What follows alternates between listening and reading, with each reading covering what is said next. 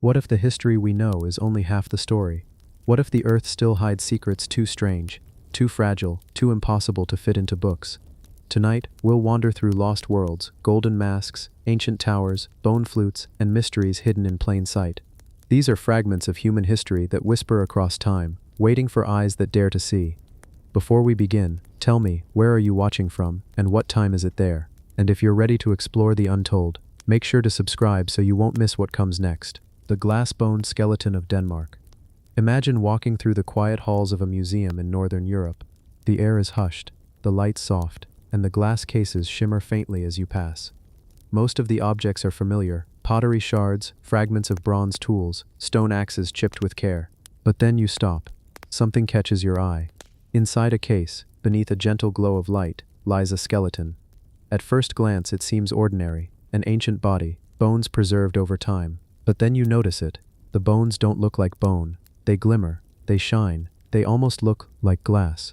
This is the mystery of Denmark's glass-boned skeleton.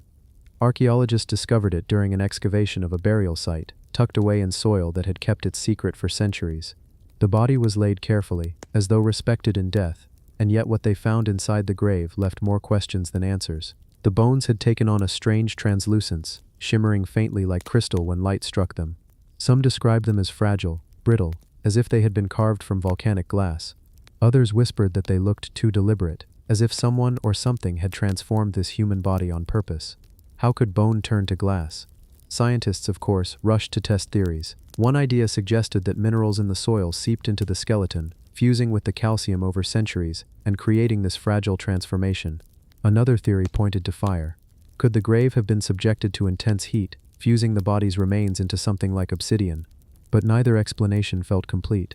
Soil alone couldn't account for the eerie translucence, and the bones showed no signs of burning or ash. For those who first stood over this grave, the feeling was something else entirely.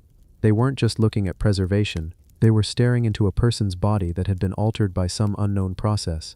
A transformation, halfway between human flesh and raw geology. Some whispered it was ceremonial, that perhaps this individual was no ordinary person, maybe a priest, maybe a seer, maybe someone believed to hold powers beyond this world. Could ancient people have intentionally changed the body, using minerals, heat, or ritual methods long since forgotten? Could they have turned flesh into something eternal, shining, unbreakable?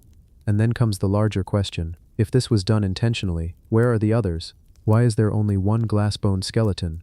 Or have there been more, lost, misidentified, hidden in boxes in museum basements, waiting to be rediscovered? The story deepens when you imagine the burial itself. Picture the ancient landscape of Denmark, thousands of years ago. A cold wind sweeping over fields of grass.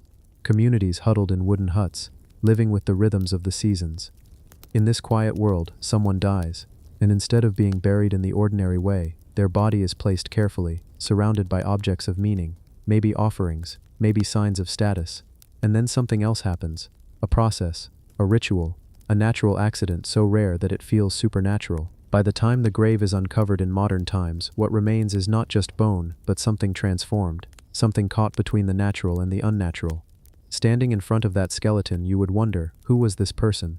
Were they revered, feared?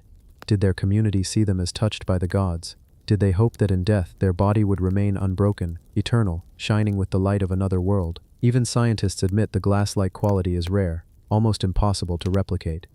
Some researchers point out that bones buried in environments rich in silica might undergo a kind of replacement, where minerals slowly seep in, replacing organic material bit by bit.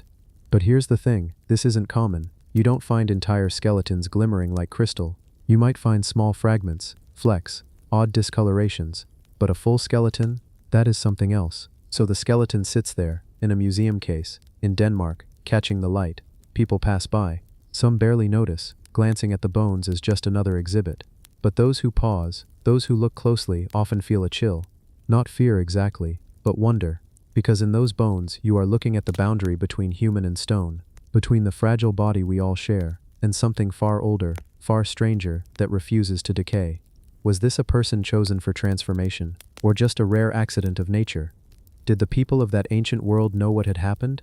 Did they intend it? Or were they just as shocked as we are, burying their loved one and returning years later to find something almost inhuman resting beneath the soil?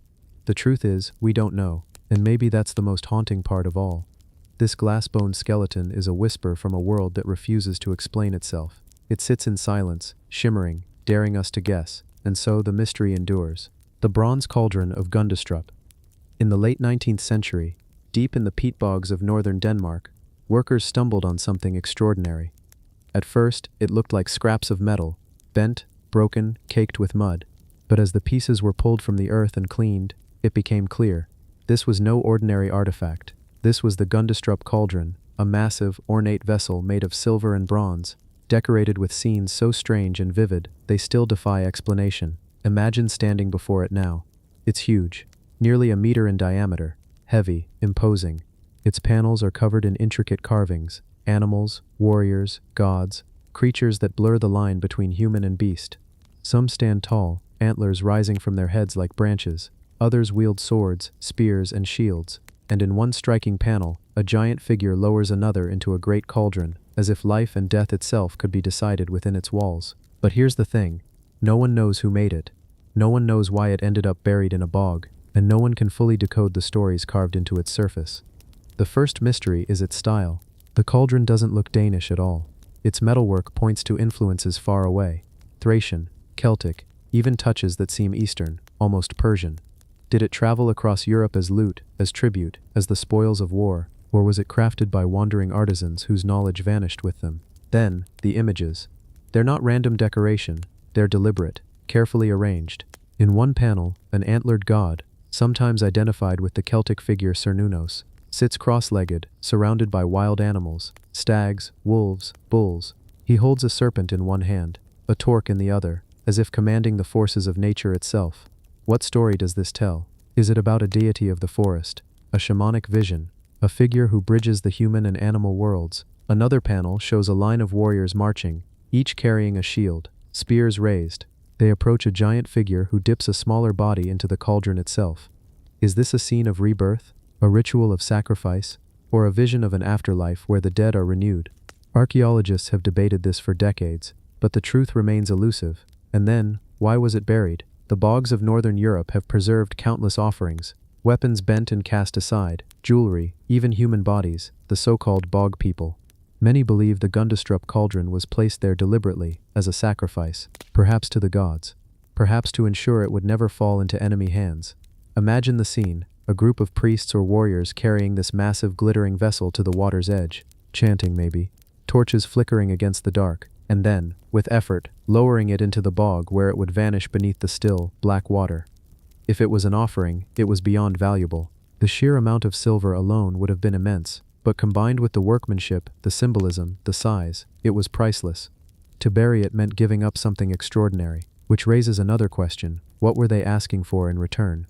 Some say the cauldron was linked to ideas of rebirth and immortality, a vessel not for cooking food, but for transforming the soul. If you look at its carvings with this in mind, you see more than warriors and animals. You see a cycle: death, offering, renewal, a promise that life could continue beyond the grave. If that's true, the Gundestrup cauldron may not just be art, it may have been a tool for guiding the dead. But there's another angle. Some scholars argue it was never meant for ritual use at all. Instead, it could have been a trophy. Imagine a warlord or a chieftain displaying it as proof of conquest. It would have been impossible to ignore, shining, enormous, unlike anything the locals had ever seen. Perhaps it was paraded, shown off at feasts, proof of wealth and power.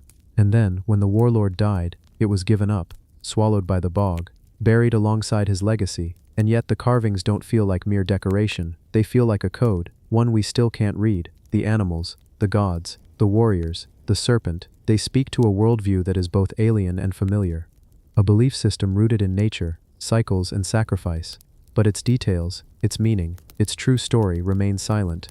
Today, the Gundestrup cauldron sits in the National Museum of Denmark, reconstructed from its scattered pieces.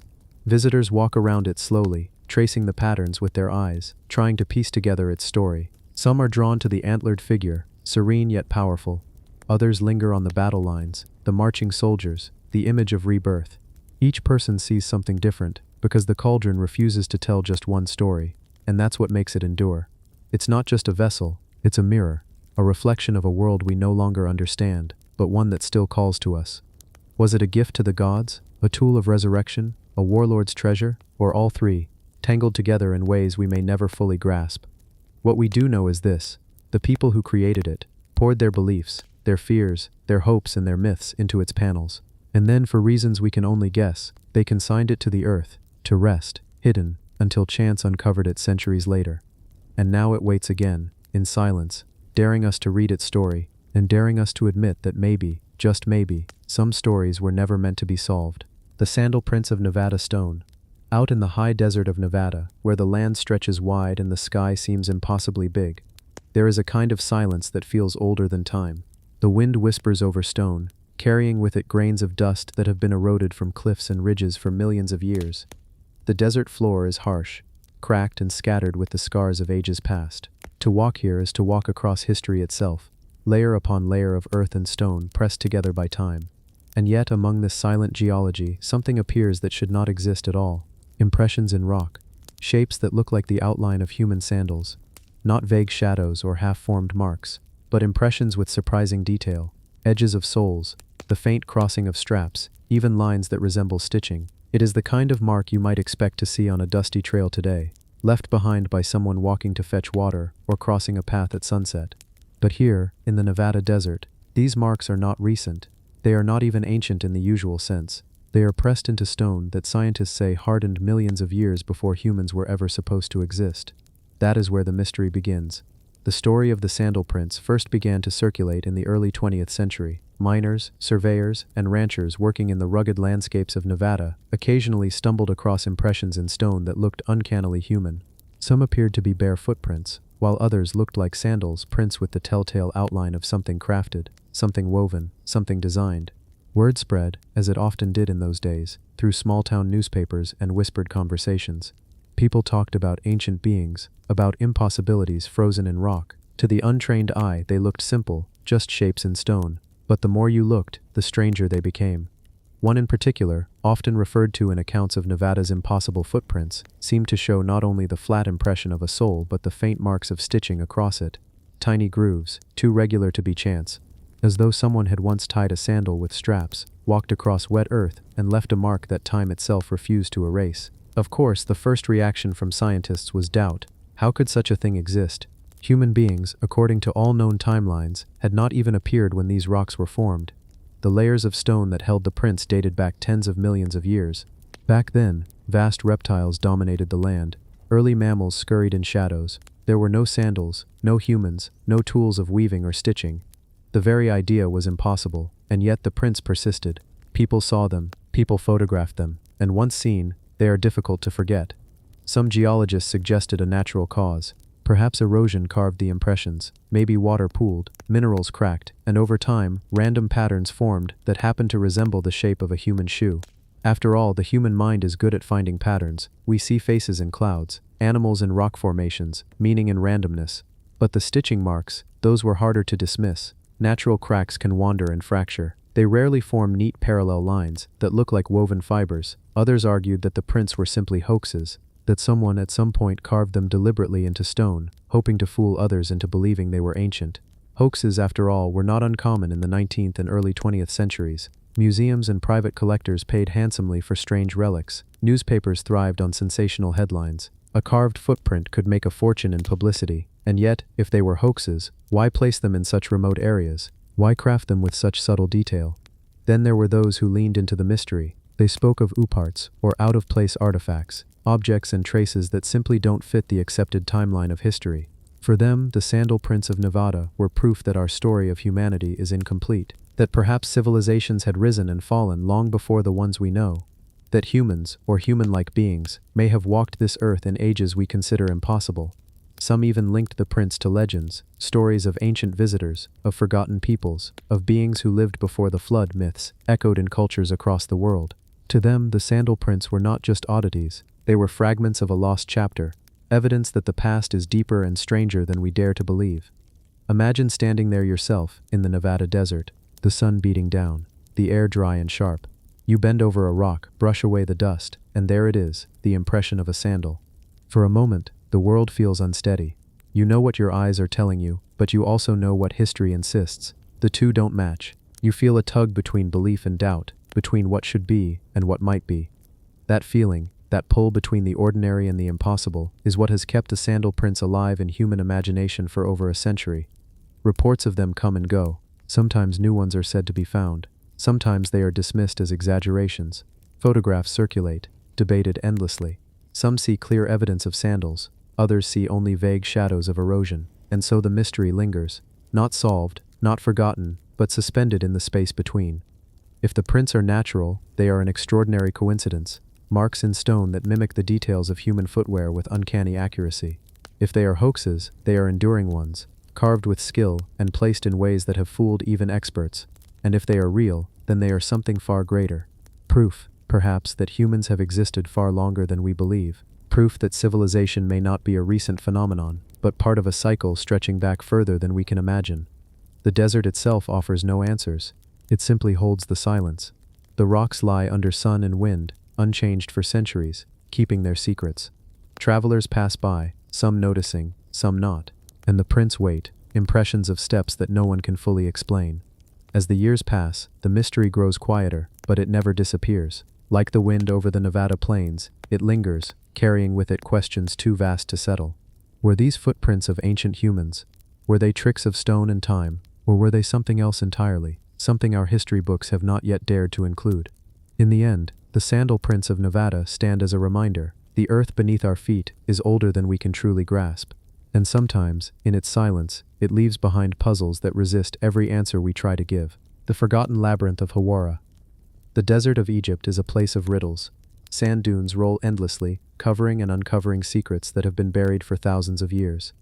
The winds shift, the sun blazes, and what lies beneath is hidden, waiting for curious hands to find it again.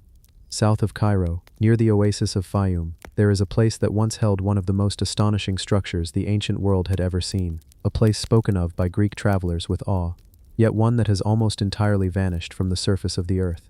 The labyrinth of Hawara. To even speak the word labyrinth is to call to mind twisting corridors, endless passages, rooms within rooms where one could lose themselves forever. But what if I told you that such a labyrinth was not just a myth, that ancient writers, scholars, and even eyewitnesses described a real one, so vast, so complex that even the pyramids themselves were said to pale in comparison? The labyrinth of Hawara was no invention of poets.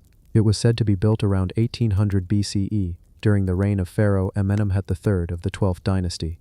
He was a king remembered for ambition, for grand projects, and for carving his legacy into stone. His pyramid still stands nearby, now weathered and crumbled, but once proud and gleaming.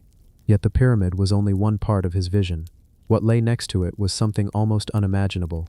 Herodotus, the great Greek historian of the 5th century BCE, visited Egypt and wrote of the labyrinth. His words, preserved across millennia, still astonish. It is greater than words can tell. Even the pyramids themselves cannot compare with it. It has 12 covered courts, 6 facing north and 6 facing south, all together surrounded by one wall. There are also rooms of two kinds, some underground and some above ground, 3,000 in all, 1,500 of each kind. I went through the rooms above ground and found them greater than all words can say. The passages through the rooms and the varied turnings through the courts, which were full of great delight. I went through and came to a roof, which was all of stone. The walls were covered with carved figures, and each court was set round with pillars of white stone, very finely fitted together. 3,000 rooms, pillars of white stone, walls carved with intricate reliefs, a roof made entirely of massive stone slabs.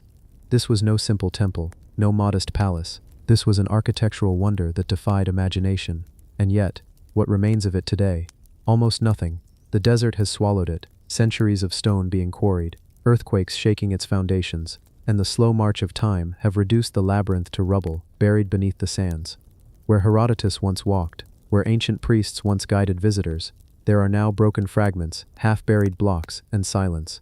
But here is where the mystery deepens. If Herodotus exaggerated, perhaps we could dismiss the story as fanciful. Yet he was not the only one. Other ancient writers, including Strabo, Diodorus Siculus, and Pliny the Elder, also described the labyrinth in detail. They too marveled at its scale, its complexity, its overwhelming presence. Strabo, writing in the 1st century BCE, said, "It is a great palace, composed of as many palaces as there were nomes, provinces in Egypt. For it had 12 courts, all covered, with gates facing one another, and long ranges of halls connected by porticos, supported by rows of pillars. It has endless winding passages, some going one way and some another, so that no one can find their way in or out without a guide. Even for them, scholars and travelers of the ancient world, men familiar with temples, palaces, and wonders, the labyrinth of Hawara was something unique. But if it was so great, so vast, why has it disappeared? Why do we have only fragments left? Some archaeologists argue that it was dismantled over time, its massive stones repurposed for other building projects, its courts abandoned after Amenemhat's death. The pyramid nearby eventually collapsed, and without maintenance, the labyrinth crumbled too. But others suggest something stranger. What if the labyrinth was deliberately buried? What if its underground chambers, the ones Herodotus mentioned, were sealed, hidden away to protect whatever lay inside? And this brings us to one of the most tantalizing questions of all. What was the labyrinth for? Was it a palace? A temple? A vast administrative center? Some scholars think it may have been a kind of centralized archive, where the records of all Egypt's nomes, the provinces of the kingdom, were gathered. Imagine thousands of years of history, law, and ritual carved into papyrus and stone, stored in chambers guarded by priests. A library unlike any we've known. Others think it was funerary, a massive mortuary complex connected to Amenemhat's pyramid, designed to awe, to confuse, to keep intruders from disturbing sacred spaces. If so, it worked. Even the ancient Greeks, with their keen eyes and curiosity, admitted that without guides they would have been hopelessly lost. But then there are whispers of something more. What if the labyrinth held secrets older than Amenemhat? What if he was not the creator, but merely the inheritor of a structure whose origins reached back further? Some traditions suggest that the labyrinth contains sacred knowledge passed down from before the flood, from an earlier age of the world. Could the priests of Hawara have guarded texts, artifacts, or even maps that told of civilizations lost to time? Modern archaeology has tried to pierce the mystery. In the 19th century, the great archaeologist Flinders Petrie excavated at Hawara. He uncovered the ruins of Amenemhat's pyramid and surrounding structures. He found fragments of colossal statues, walls of limestone, hints of immense buildings now gone. But even Petrie admitted that the labyrinth itself, as described by the Greeks, was nowhere to be found on the surface. Perhaps its underground chambers still lay untouched, buried deeper than he could dig. In the 2000s, a project known as the Mataha expedition used ground-penetrating radar near Hawara. What they claimed to find is astonishing. Vast geometric patterns beneath the ground, stretching far wider than expected, with indications of massive stone structures lying buried.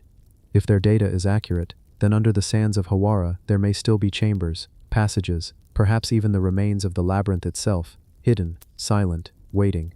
And yet, despite these tantalizing clues, little has been done. Bureaucracy, politics, and Egypt's delicate archaeological priorities have left Hawara largely untouched. The desert keeps its secrets.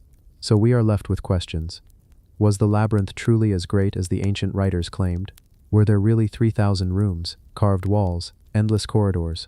Or was it a combination of exaggeration and imagination, a wonder magnified by rumor? And if it was real, if deep beneath the sands of Hawara the labyrinth still lies waiting, then what knowledge does it contain? Ancient records, forgotten technology, or simply the silent, empty halls of a king's ambition? To walk through it, as Herodotus once did, would be to step into the very heart of mystery. Imagine wandering those endless halls, the air cool and still, the walls carved with images now lost to us. Imagine standing in one of 12 courts, light falling from stone ceilings, surrounded by towering pillars of gleaming limestone. Imagine taking a turn, left, then right, then left again, and realizing you are utterly lost, caught in a maze designed not only to confuse your body, but to overwhelm your mind. The labyrinth of Hawara may no longer stand above the sands, but in the realm of mystery, it still towers. It reminds us that even the most impressive monuments we see today, the pyramids, the temples, the statues, may only be fragments compared to what once was, and somewhere beneath the desert, perhaps, its walls still endure. Silent chambers holding memories of a world long gone, a labyrinth waiting, whispering, daring us to find it again. The Cave of 10,000 Buddhas. You ever hear about a place where the walls themselves feel alive, where you step inside and it feels like the air is thick with time? That's how people describe the Mogao Caves of Dunhuang, better known as the Cave of 10,000 Buddhas. Now, I want you to picture this: a desert, endless, the kind of desert where sand stings your face if the wind shifts, and in the middle of this emptiness, cliffs rise. Brown, dry, sunburnt cliffs. You'd think there's nothing there, just rock, just silence. But hidden in those cliffs, carved straight into them, are caves. Hundreds of caves, some small, some vast, and inside, color, figures, stories, entire worlds painted on walls. The story begins way back, around the year 366 AD. A monk, named Yuezun, was traveling through this desert, alone, tired, maybe looking for a place to pray, and he sees something, a vision, 1,000 golden Buddhas, shimmering against the cliff. Can you imagine that? A desert sunset, sand in the air, light bending, and suddenly, visions of Buddhas everywhere. He takes it as a sign. He starts carving.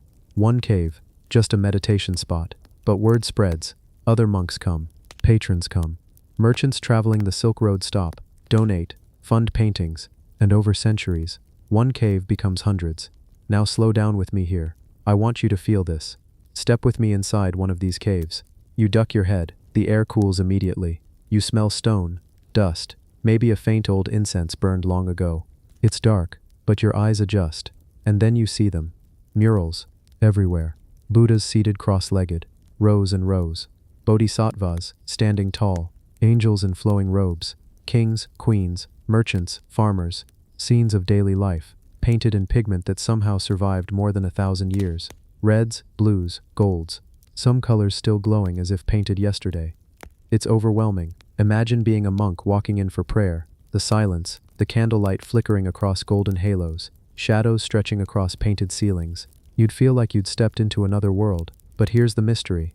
Among the caves, one was sealed, perfectly sealed. For almost 1,000 years, nobody knew what was inside. Then, in 1900, a Taoist monk named Wang Yuanlu discovered it. When he broke through the wall, he found a treasure unlike anything else. Tens of thousands of scrolls, sutras, scriptures, contracts, letters, paintings on silk. Even the world's oldest printed book, the Diamond Sutra from the year 8068. Why was it sealed? Nobody knows for sure. Was it to protect the scrolls from invaders? Was it because the monks thought they were sacred, too holy to destroy, but too fragile to use? Or was it meant to be reopened in the future, as a message to us?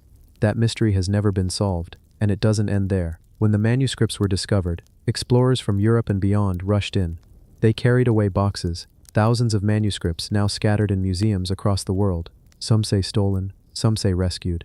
But the truth is, many are missing, lost forever, and that sealed cave, that time capsule, will never be whole again. Now pause with me here. Imagine being the one to open that hidden chamber. You light your lamp, the flame flickers, and the light falls across scroll after scroll stacked against the wall, dust rising into the air. Silence so deep you hear your own breath echo, and you realize, no one has been here for nearly 1,000 years. You're standing in a room of voices from the past, frozen, waiting. That's what the cave of 10,000 Buddhas is. Not just art, not just religion, but memory itself. Memory carved into walls, painted into stone, sealed into caves. Some caves show paradise, others, hell. Some show donors, ordinary people, their faces painted carefully, wearing robes, jewelry, even foreign clothes. Because remember, Dunhuang was on the Silk Road. This was the crossroads of civilizations. Indian monks bringing stories, Persian merchants with spices, Central Asian traders with horses, Chinese scholars with texts, and all of them left marks on the walls. So when you stand inside a Mogao cave, you're not just seeing Buddhism, you're seeing a map of humanity, cultures mixing, ideas flowing, languages crossing, and yet, not everything has survived. Time has eaten away at the walls. Some murals flake and fall. Sandstorms have sealed some caves. Looters have cut murals right off the stone. What you see now is only a fraction of what once was. Still, the feeling remains, that if you're quiet enough, if you breathe slowly, if you run your fingers near the painted stone, you're brushing against time itself. Some scholars believe the caves hide more secrets. Caves never opened, still sealed beneath sand. Rooms that collapsed and might one day be uncovered. Maybe even more libraries, hidden like Cave 17. The desert hides things. It buries them, then gives them back centuries later. And maybe, that's why the Mogao caves feel so alive. Because they're not just ruins. They're still breathing, still whispering. So think about this. A vision of 1,000 Buddhas led one monk to carve into stone. That act sparked centuries of devotion, art, and preservation. And now, over 1,600 years later, we're still talking about it. Still wondering, still searching. That's the power of the cave of 10,000 Buddhas. The bronze drums of Dong Son. Close your eyes for a second. Imagine standing in a humid valley in ancient Vietnam. The air is heavy, wet, full of the sound of insects, the smell of soil after rain. Now, imagine someone, 2,000, maybe even 3,000 years ago, dragging a massive object out into the open, a drum. But not like any drum you've ever seen. This one is bronze. Heavy, cast from molten metal in a single piece. Perfectly shaped, its surface is carved with symbols, warriors, boats, birds, stars, and when struck, it doesn't just make a sound, it sings, a low, deep, resonant tone that rolls across the jungle like thunder. These are the Dongsan drums. Now, here's the thing. No one really knows who first made them. Archaeologists tie them to the Dongsan culture, which thrived in northern Vietnam between 600 BC and 300 AD. But the truth is, the drums are scattered far beyond Vietnam, found in Indonesia, Thailand, even as far as Papua New Guinea. Some buried in graves, some hidden in rivers, some still being played by tribes even into the 20th century. So what were they? Instruments? Symbols of power? Gateways to the gods? Let's walk slowly through this. First, think about the craftsmanship. A bronze drum isn't easy to make. You need to melt copper and tin at extreme heat, pour it into molds, control the flow so it doesn't crack. The Dongsan people managed this more than 2,000 years ago, with no modern tools. Not only that, the surface designs are incredibly detailed. Tiny stick-figure warriors with feathers on their heads, rows of dancers, long boats with paddlers, frogs perched on the rims, and always, at the center of the drumhead, a star, a sunburst, sometimes 8 rays, sometimes 12. Was this a calendar, a symbol of the cosmos, a marker of time? And here's where it gets strange. These drums weren't just decoration. When struck, their sound could carry far. Imagine a whole valley filled with people, and the deep boom of a bronze drum echoing off the hills. You'd hear it for miles. Some say they were used in war, their sound calling warriors to gather. Others say they were used in rituals, rain-making, fertility, offerings to spirits. Now, slow down with me. Picture this. A gathering of villagers, the air thick with smoke from torches, women wearing feathered headdresses, men painted in ash, and at the center, a priest strikes the drum. Boom, the ground shakes. The sound vibrates through your chest. Everyone freezes. It's not just a sound, it's a command. It's the voice of the ancestors, the gods, the earth itself. That's how powerful these drums were. But here's the mystery. Why are they found so far apart? Vietnam, Indonesia, even small Pacific islands. These things are heavy, some weigh more than 200 kilograms. How were they transported? Did the Dongsan people sail across the seas, trading drums like treasures? Or did other cultures copy the idea, spreading the tradition like ripples across the ocean? Archaeologists still argue about this. Some think the Dongsan were seafarers, spreading their influence wide. Others think the drums were so valuable they were gifted, carried by hand, passed down for generations until they ended up far from their origin. And there's more. Some drums have been found buried in rivers, as if they were sacrifices. Imagine that. People dragging these massive bronze treasures into the water, letting them sink. Was it to call for rain, to honor water spirits, or to hide them from enemies? No one knows. Even the designs confuse researchers. The boats carved on the drums, they have tall prows, many paddlers. They look advanced, almost like fleets. Some believe they show long-distance voyages, proof the Dongsan people were explorers. Others think they're purely symbolic, journeys of the soul into the afterlife. And those frogs on the rims, why frogs? Some think they symbolized rain, fertility, rebirth. Because in Southeast Asia, frogs sing before the rains come. Imagine the ritual, striking the drum, its voice rolling across the land, while frogs carved into it seemed to join in, promising the rains would follow. Now let me take you deeper. There are stories, legends from mountain tribes in Vietnam that say the sound of the drum could awaken spirits, that when a drum was struck, ancestors rose, listening, that the dead could hear. That's why some drums were buried in graves, placed with chiefs and warriors, to give them a voice in the next world. But not all was reverence. In some places, the drums were broken, smashed, buried in pieces. Was this deliberate? To silence them, to stop their power, or perhaps to release whatever spirit lived inside? Here's another layer. In the 19th and 20th centuries, some of these drums were still being used by remote tribes in Indonesia, not as relics, as living instruments. They were struck during ceremonies, sometimes even during headhunting rituals. That means these drums carried meaning not just for the Dongsan, but for cultures centuries later, far away. Their power lasted thousands of years. And yet, modern archaeologists still debate the basics. Were they calendars, musical instruments, ritual objects, status symbols? Truth is, they were probably all of these at once. In ancient cultures, there's no separation between music, religion, and power. The drum was the heart, the pulse, the voice of the people and the gods. Now, imagine this. You're standing in a museum, glass case. Inside, a Dongsan drum, silent, cold, just an object. But close your eyes, block out the lights. the tourists, the quiet hum of air conditioning, and instead, hear the jungle, the chanting, the beating of the drum rolling like thunder. Imagine what it felt like 2,500 years ago when that bronze voice shook the earth. That's the mystery, that's the beauty. These drums aren't just artifacts, they're echoes, echoes of a world we'll never fully know.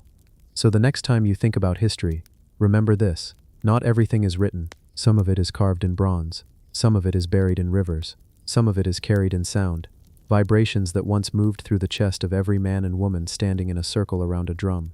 And somewhere, beneath the earth, maybe there are more, waiting, silent, until someone finds them, and the voice of the Dongsan drums is heard again. The honey-preserved bodies of Georgia. There are stories in history that make you stop and wonder, stories that feel almost unreal, yet are stubbornly real. This is one of them. Deep in the forests and mountains of Georgia, not the U.S. state but the country where the Caucasus rise like jagged teeth, archaeologists and explorers stumbled upon a secret preserved for centuries. Not in ice, not in sand, not in tombs, but in honey. Yes, honey. Thick, golden, viscous, a natural preservative that could protect a body from decay in ways nothing else could. These honey-preserved bodies are not myths. They are mummies, intentionally placed in jars filled with honey, a practice that seems almost magical, almost impossible. The idea is simple, but the result is astonishing. People who lived centuries ago, their skin, their hair, their very faces preserved with clarity that rivals modern embalming. The story begins in small villages, where locals spoke in hushed tones of ancestors buried in jars, sealed with honey, tucked away in dark cellars or cave-like storage rooms. At first, these were just legends, but then, archaeologists arrived, and they found them.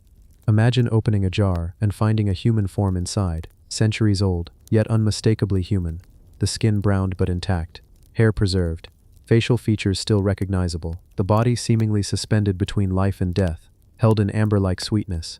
These weren't ordinary people. Many were nobility, priests or warriors, individuals of significance in their communities. The honey was more than a preservative. It was a ritual. It symbolized purity, endurance, a bridge between life and death. By immersing the dead in honey, the living honored them, protected them, and perhaps tried to speak to eternity itself. Archaeologists still debate the exact origins of this practice. Why honey? Some suggest it was practical, an antiseptic, a shield against decay in humid regions. Others see symbolism, sweetness, as an offering, a medium for immortality, a way to make death gentle and lasting. Step slowly with me through a reconstruction of one of these burial chambers. Picture the jars lined against walls carved from stone. Some are small, only a foot or two tall, perfect for children. Others are imposing, almost life-size, made for adults, each jar carefully sealed.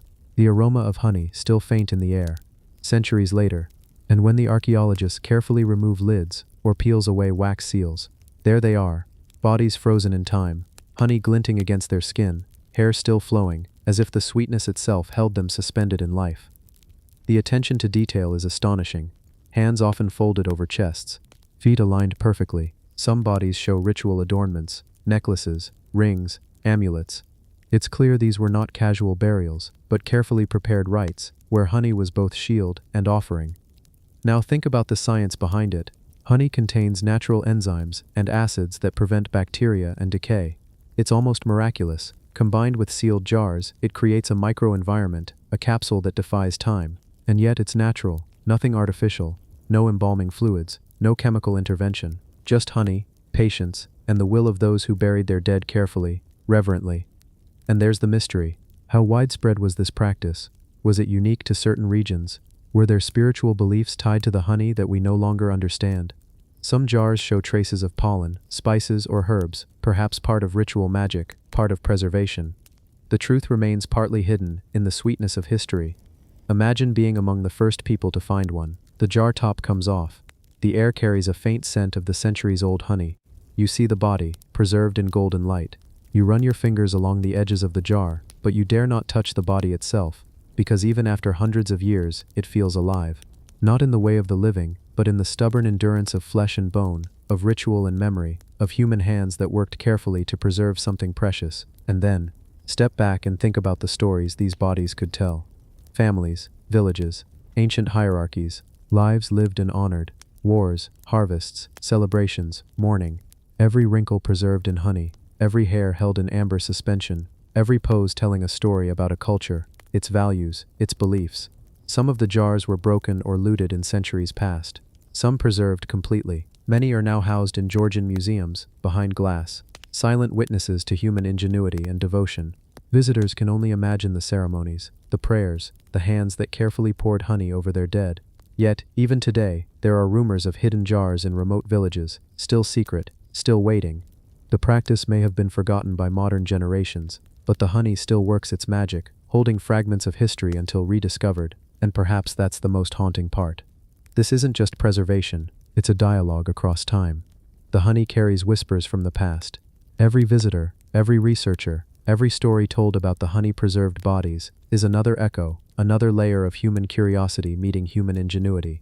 These jars, these bodies, these rituals, they challenge what we think we know about death, about preservation, about the care and reverence humans have always felt for one another. And the mystery lingers.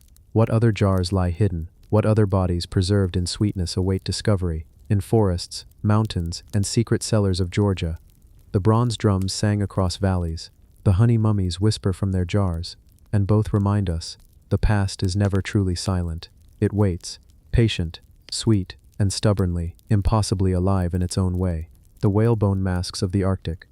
Far in the Arctic, where the sun barely rises in winter and barely sets in summer, communities have lived for thousands of years, adapting to one of the harshest climates on Earth. Imagine endless ice, wind biting at your face, the sea frozen into a flat white expanse. And in this land, people didn't just survive, they thrived. They hunted, fished, and built a culture that balanced the extremes of cold and life. But among the most mysterious artifacts discovered in these frozen regions are masks carved from the bones of whales. Now think about that for a moment. Whale bones are enormous, heavy, and rigid, yet ancient Arctic communities found ways to shape them, to carve them into intricate masks. Some show faces, human-like features with elongated noses, hollow eyes, fierce expressions. Others show animals, seals, polar bears, foxes, or hybrids of human and beast. And sometimes the masks are adorned with pigments, carved patterns, and even sinew to attach them to the face. The purpose of these masks is still debated. Archaeologists suggest rituals, shamanistic ceremonies, rites of passage, spiritual connection with animals, but the exact meaning is elusive. The masks are silent, frozen witnesses to a world we can barely imagine. Picture this, an Arctic village, thousands of years ago. Snow stretches for miles, and the sky is a pale blue-gray. A group gathers around a fire inside a semi-subterranean hut, carved into snow and earth.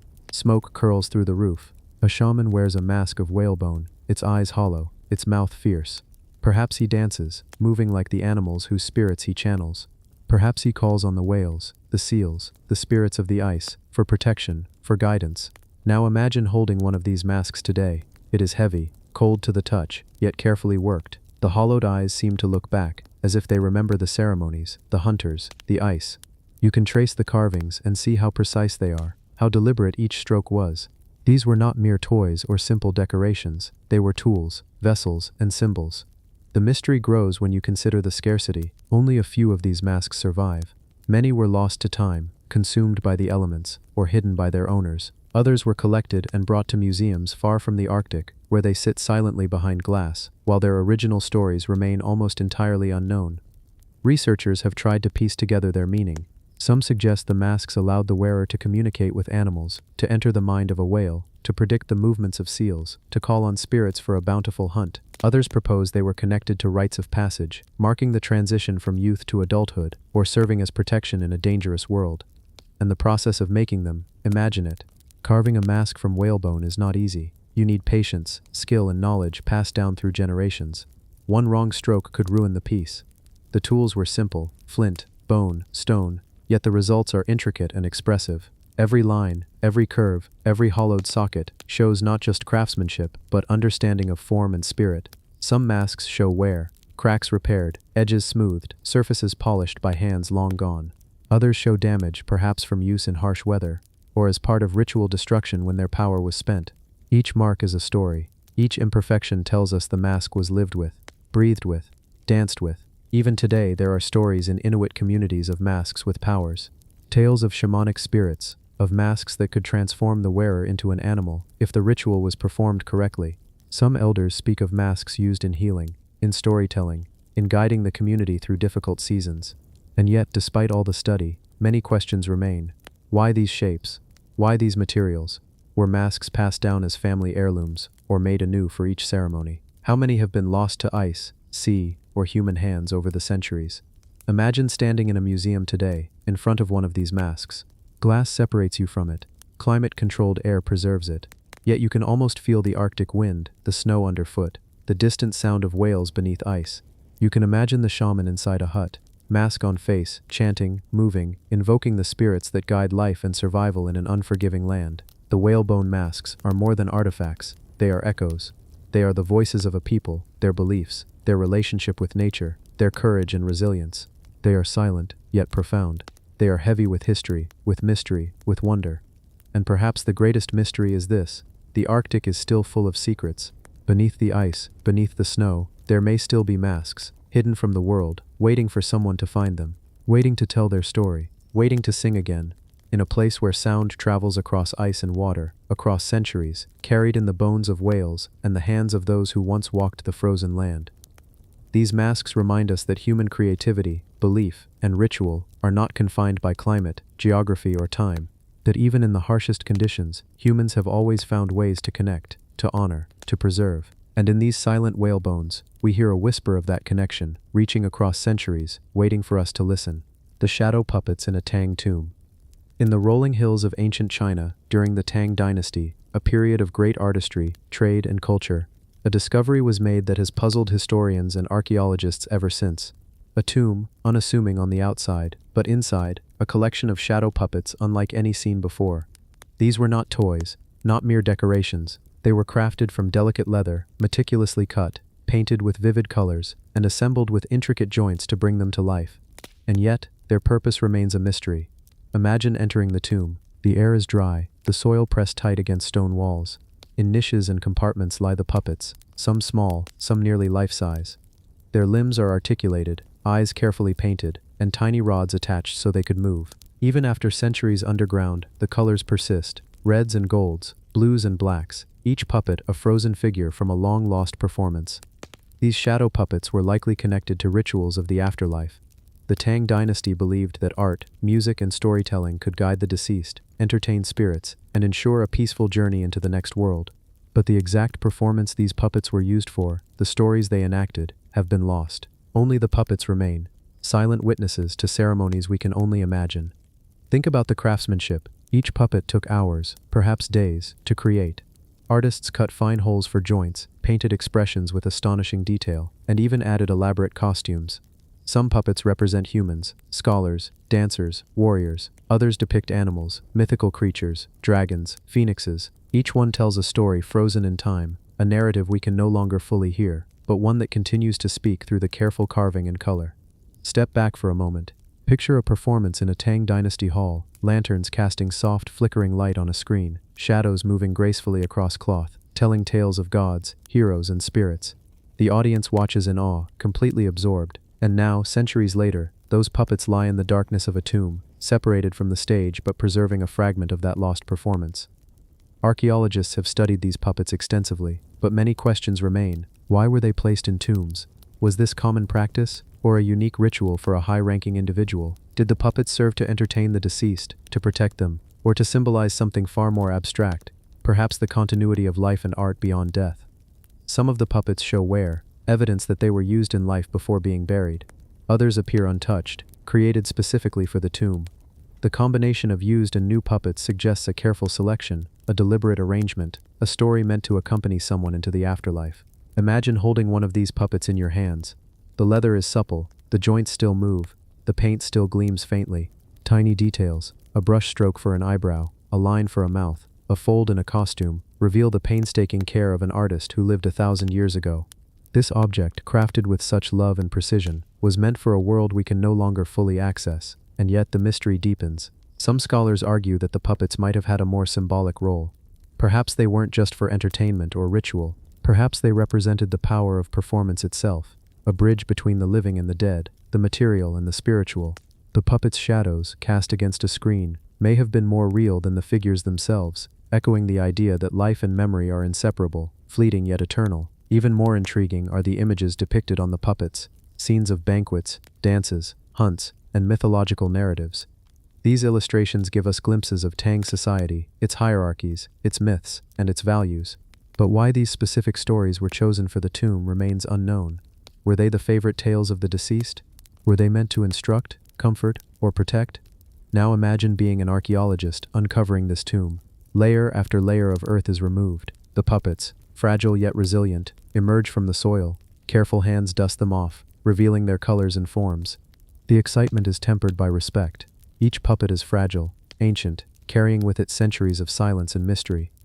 And as you place them in a museum display, behind glass, their shadows fall upon the walls, faint but suggestive. For a brief moment, you can almost see them move again, performing the dances and dramas they were made for. And yet, the performance is incomplete. The voices, the music, the audience, all lost to time. The Tang Dynasty shadow puppets are a reminder of human creativity, devotion, and belief. They speak of a culture that valued storytelling, performance, and the afterlife, and yet they leave us with tantalizing questions. What did the full performance look like? What stories did the deceased witness in their final moments? Why were some puppets used, others created for burial? These masks, these puppets, these tiny intricate pieces of leather and paint, are more than artifacts. They are echoes of a civilization, whispers from a distant past, shadows of a time when art was not just entertainment, but a sacred bridge between worlds. And perhaps the greatest mystery is this: somewhere, in another tomb, another set of puppets waits, hidden from view, preserving a story we are not yet ready to hear. And when they are discovered, they may reveal secrets of performance, ritual, and life in a way that will make us reconsider what we know about the Tang Dynasty, and about the ways humans have always sought to connect with the world beyond. The Whispering Stones of Royston Cave. Deep beneath the streets of Royston in England lies a secret carved into stone, a small, unassuming cave, hidden from the casual passerby. Yet inside, it holds mysteries that have puzzled historians, archaeologists, and visitors for centuries. They call it Royston Cave, but some whisper that it should be called the Cave of Whispers, for the stones themselves seem to speak, if you listen closely. The cave is small, circular, carved into the chalk. Its walls are covered with strange, enigmatic symbols. Some depict crosses and angels, others show strange, almost alien patterns that defy easy interpretation. There are shields, animals, stars, and figures that seem half human, half mythical. Every carving feels deliberate, precise, as if the hands that made them had a story, a ritual, or a message they wanted to preserve. No one knows exactly when the cave was carved. Some researchers date it to the 14th century, while others argue for earlier origins, even as far back as the pre-Christian era. The truth is lost in time, leaving only speculation and imagination. Who made it? Why? And what did the carvings mean to them? Imagine descending into the cave for the first time. The entrance is narrow, a simple opening in the earth. Step inside, and the air changes, cooler, still, almost sacred. Your footsteps echo softly on the chalk floor. As your eyes adjust, the carvings emerge from the dim light. Each one tells a fragment of a story whose full meaning has been swallowed by centuries. Some historians believe the cave was connected to the Knights Templar, a secretive order whose activities have fueled legends for centuries. Others suggest it was a hermit's sanctuary, a place of private devotion. Another theory posits pagan origins, a site where rituals, ceremonies, or astronomical observations were performed. Yet none of these theories fully explain the carvings, the precision, or the eerie sense that the cave was more than just a simple shelter. The carvings themselves are hypnotic. Some depict geometric patterns, circles within circles, triangles, and lines that intersect at impossible angles. Others are more literal. Animals like lions, birds, and mythical creatures carved with care, their eyes seeming to follow you as you move. There are symbols that remain completely unidentifiable, mysterious sigils that defy classification. And some carvings appear layered, as if the cave was used over generations, each group adding their own marks, their own messages, leaving the cave a palimpsest of devotion, secrecy, and mystery. Step closer to a carving of a human figure, hands raised in a gesture that could be prayer, warning, or invocation. The chalk is worn smooth in places, hinting at centuries of touch, of hands seeking connection, understanding, or guidance. You can almost feel the people who came here long ago, their intentions, their fears, their hopes, preserved in every stroke of the chisel. And then there is the whispering.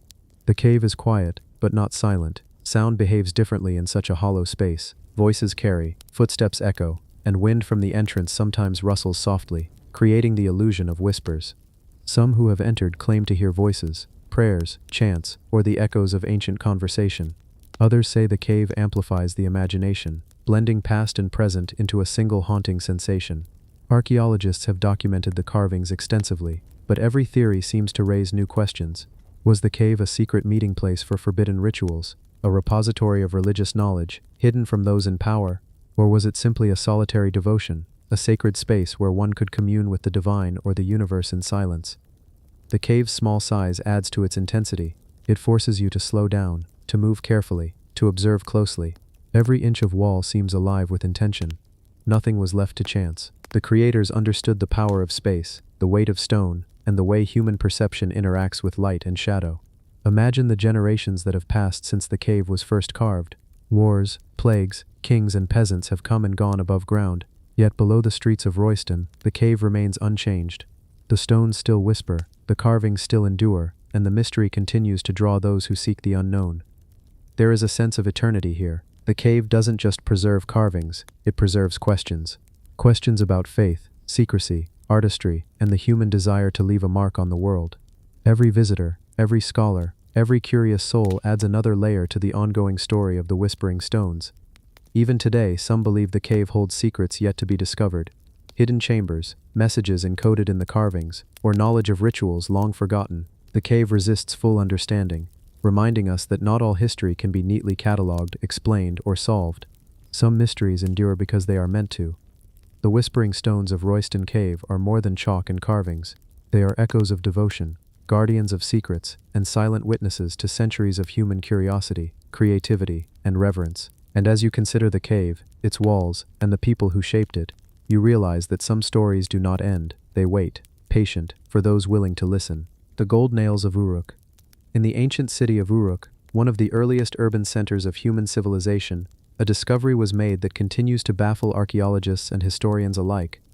Nestled within the ruins of temples, hidden among crumbled walls and shattered altars, were objects both simple and extraordinary. Nails, not ordinary nails, but nails made of gold. At first glance, the idea seems almost absurd. Nails, typically functional and mundane, transformed into objects of precious metal. Yet these were no mere decorative trinkets. They were ceremonial. They were symbolic. They were a bridge between the physical and the spiritual. Uruk was a city of innovation, myth, and devotion.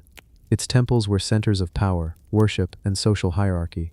And within these sacred walls, the gold nails were placed, often driven into wooden structures, altars, or doors. Some bore inscriptions, cuneiform symbols, etched carefully, telling names of kings, dedications to deities, or perhaps prayers we cannot fully translate. The purpose of these nails remains a matter of debate. Were they votive offerings, a way for rulers to show devotion to the gods?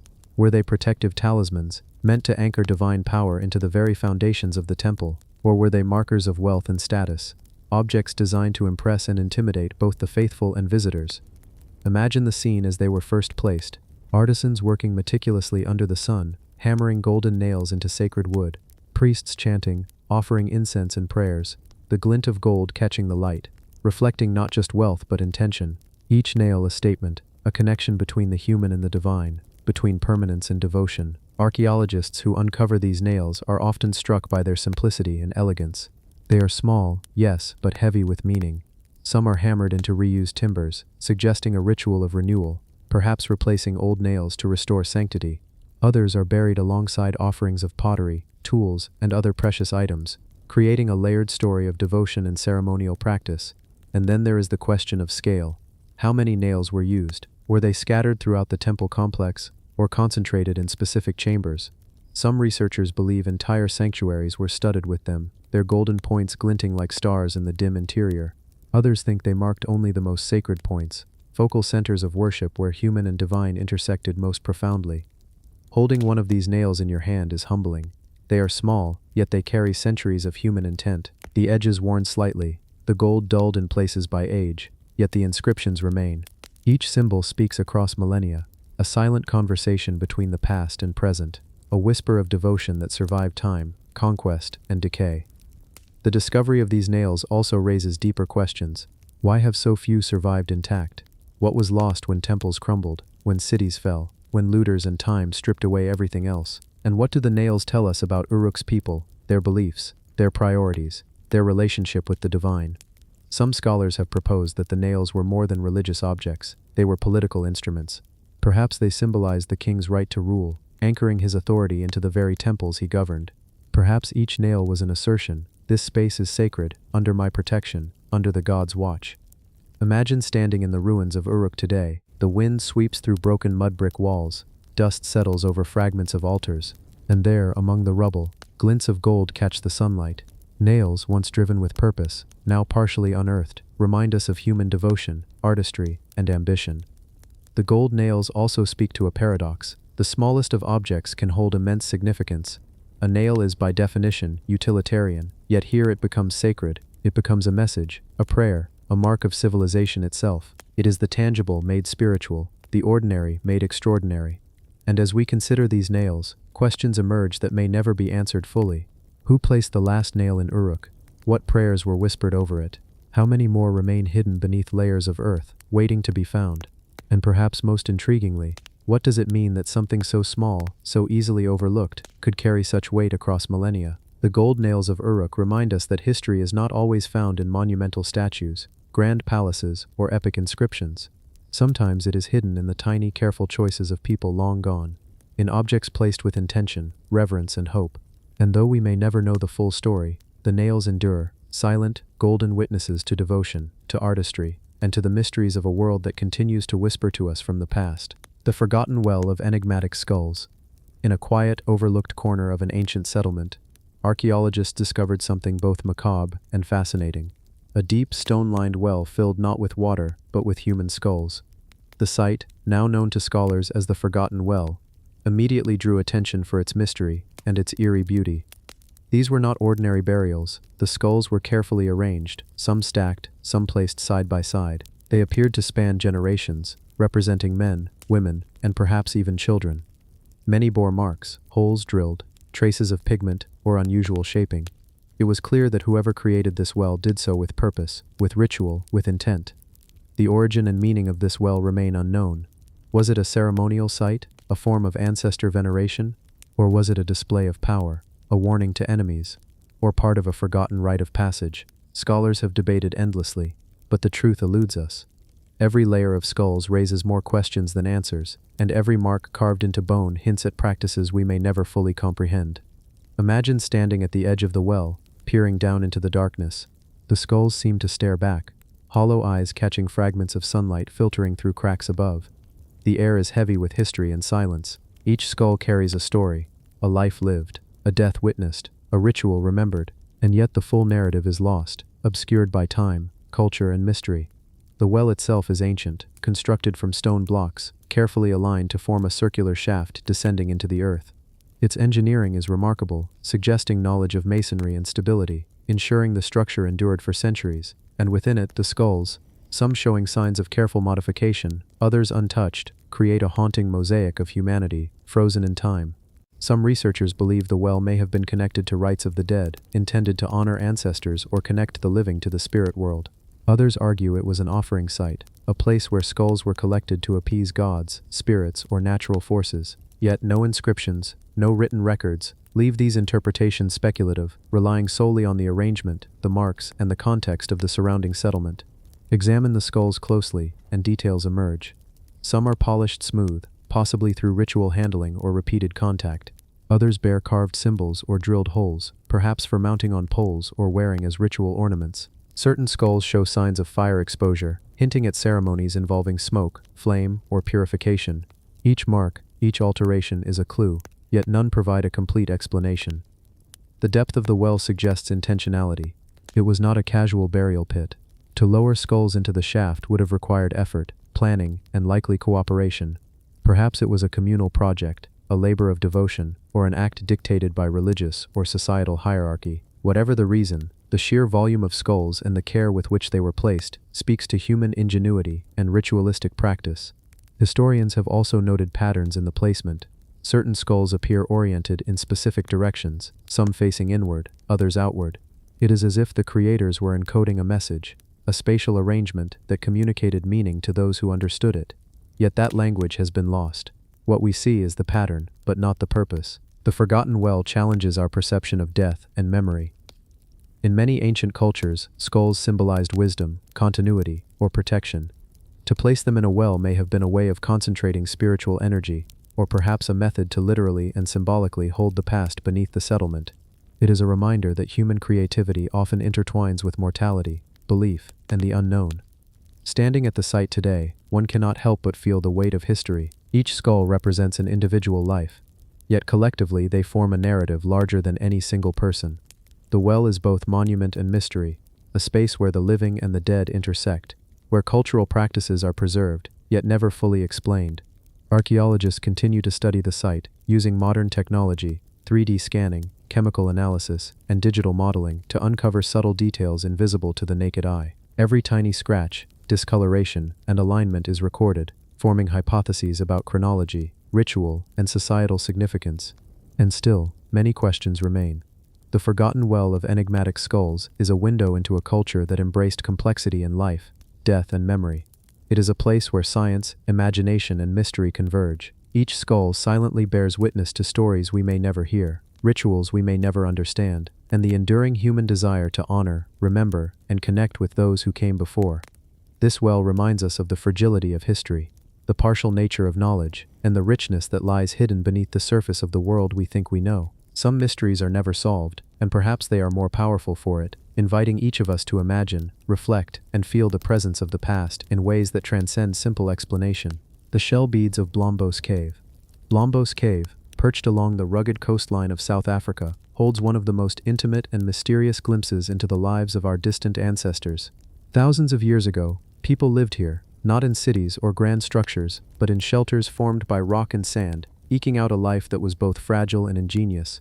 And among the artifacts they left behind, the shell beads stand out, small, unassuming, yet profoundly revealing. These beads are not merely decorative, they are evidence of thought, of expression, of identity. Each one was painstakingly crafted from tiny shells, perforated to allow stringing, polished by hands that understood patience and precision. The holes are not random, they are deliberate, carefully drilled, reflecting a cognitive sophistication that forces us to reconsider what early humans were capable of. Picture someone, tens of thousands of years ago, sitting by a fire in the cave. The waves crash softly in the distance. They pick up a small shell, examine it, and imagine transforming it into something meaningful. Using stone tools, they pierce it carefully, smoothing the edges. One bead becomes two, then dozens, strung together in patterns that may have told stories, marked status, or signaled belonging to a group. The age of these beads is staggering, around 75,000 years old. This means they were created long before the pyramids of Egypt, long before written language, long before most traces of civilization we typically celebrate. Yet here they are, artifacts of aesthetic sense, of social intelligence, of creativity that reaches across millennia. Archaeologists studying the beads have found subtle variations in size, shape, and decoration. Some are naturally colored, others show traces of ochre, a pigment that adds red tones. These details hint at deliberate choices, suggesting that color and form mattered to the people who wore them. Perhaps they were symbols of identity, or markers for rituals, or simply adornments meant to communicate beauty and taste. The cave itself amplifies the significance of these beads. Blombos Cave is layered with deposits spanning tens of thousands of years, each layer a snapshot of human activity, innovation, and adaptation. The beads sit alongside engraved pieces of ochre and stone tools, forming a tapestry of human life. Each object is a thread, and together, they tell a story of cognition, culture, and creativity. Imagine holding one of these beads today, tiny, light, smooth between your fingers. Despite the vast gulf of time, there is a sense of connection, a quiet resonance with a person who sat where you now stand, who felt the same wind, the same salt in the air, who imagined beauty in a small shell. Scholars debate the exact significance of the beads. Were they worn as necklaces, sewn onto clothing, or carried as talismans? Were they gifts, symbols of alliances, or markers of coming-of-age ceremonies? Each possibility opens a door to understanding the social and emotional life of early humans, a life that seems both foreign and deeply familiar. One of the most remarkable aspects of the Blombos beads is how they challenge our assumptions about the timeline of human sophistication. For years, many believed that symbolic thought and artistic expression were late developments in our species, but the beads prove otherwise. They are tangible evidence that tens of thousands of years ago, humans were already thinking abstractly, communicating ideas through objects, and shaping culture in ways that echo into the present. The act of crafting these beads also speaks to patience and skill. It is not a task completed in haste. Each drill mark, each polished surface, suggests an understanding of material and technique. It is a quiet, labor-intensive act of devotion, of imagination, of projecting the mind into the future, ensuring that these small artifacts would endure beyond a single lifetime, and endure they have. The beads survived millennia buried in sand and rock, shielded from erosion, preserved through chance and circumstance. Today they sit in museums and research labs, small windows into the minds of people long gone. They are evidence that the human need to create, to adorn and to communicate, is ancient, persistent, and universal. The shell beads of Blombos Cave remind us that complexity does not always reside in grandeur. Sometimes it is found in the smallest, most delicate objects, beads strung together, shells pierced with care, colors chosen for effect. They are echoes of thought, markers of identity, and symbols of a humanity that stretches far beyond our imagination. As we consider these beads, the cave, and the hands that made them, we are invited to reflect on continuity, how the need to express oneself, to belong, and to communicate bridges tens of thousands of years. And even though the people who crafted these beads are long gone, their creativity endures, quietly speaking to us through the smallest traces of their lives. The moon map of Knowth Tomb. Nestled in the heart of Ireland, the ancient site of Knowth holds secrets that continue to challenge our understanding of prehistoric Europe. Among its many treasures, one discovery stands out: carvings on the tomb stones that appear to depict the moon, a map of its phases, its cycles, and perhaps even celestial events that the builders of Knowth observed thousands of years ago. Knowth is part of the Brúna complex, alongside Newgrange and Douth, monumental passage tombs constructed over 5,000 years ago. Yet what sets Knowth apart are its intricate stone carvings, thousands of them, etched with spirals, crescents, lozenges, and symbols that speak of a sophisticated awareness of the natural world. And one particular arrangement suggests an understanding of lunar cycles far beyond what most scholars had imagined possible for that time. Archaeologists who first documented the site were struck by the precision of the carvings. They appear in specific orientations within the tomb, aligned to capture light during solstices or equinoxes. Among these, a series of crescent shapes arranged sequentially seem to correspond to the waxing and waning of the moon. It is as though the tomb itself was a calendar, a celestial observatory, and a sacred monument, all in one. The purpose of this lunar mapping remains a matter of debate. Some believe it was purely ceremonial, used in rituals linked to fertility, agriculture, or death. Others suggest practical applications, guiding planting cycles, predicting tides, or marking significant temporal events in the community's life. Whatever the reason, the creators demonstrated an extraordinary understanding of astronomical patterns, combining art, science, and spirituality in ways that still inspire wonder today. Imagine the builders, thousands of years ago, carefully observing the night sky. They charted the moon over months and years, marking its shifts in light and shadow. They translated these observations into symbols, then painstakingly carved them into stones, destined to endure beyond their lifetimes. Each line and curve was intentional, a record of both their knowledge and their reverence for the cosmos. The moon map of Knowth challenges modern assumptions about prehistoric societies. For centuries, many scholars underestimated the cognitive and observational abilities of Neolithic people, imagining them as simple, subsistence-focused communities. Yet the precision, planning, and symbolism evident in Knowth's carvings suggest a culture that thought deeply about time, nature, and the cycles of life. The tomb itself adds layers of meaning. Walking through its passages, one feels the weight of ritual and purpose. The stone surfaces bear the marks of countless generations, touched by hands that understood both mortality and eternity. Carvings of the moon are interwoven with spirals, abstract forms, and other symbols, a visual language that communicates across millennia, whispering secrets to anyone willing to observe closely. Some carvings appear to encode more than lunar cycles. Astronomers and archaeologists have speculated that certain arrangements may correspond to eclipses, lunar standstills, or other rare celestial phenomena. If true, this demonstrates that the builders of Knowth were not merely passive observers of nature, but active recorders of it, combining empirical observation with symbolic and spiritual expression. The precision is remarkable. Crescent shapes are evenly spaced, etched deeply into stone, and oriented with reference to light entering the tomb during specific times of the year. These alignments suggest an understanding of geometry and the ability to predict celestial events, a remarkable achievement, especially considering the tools and technology available at the time.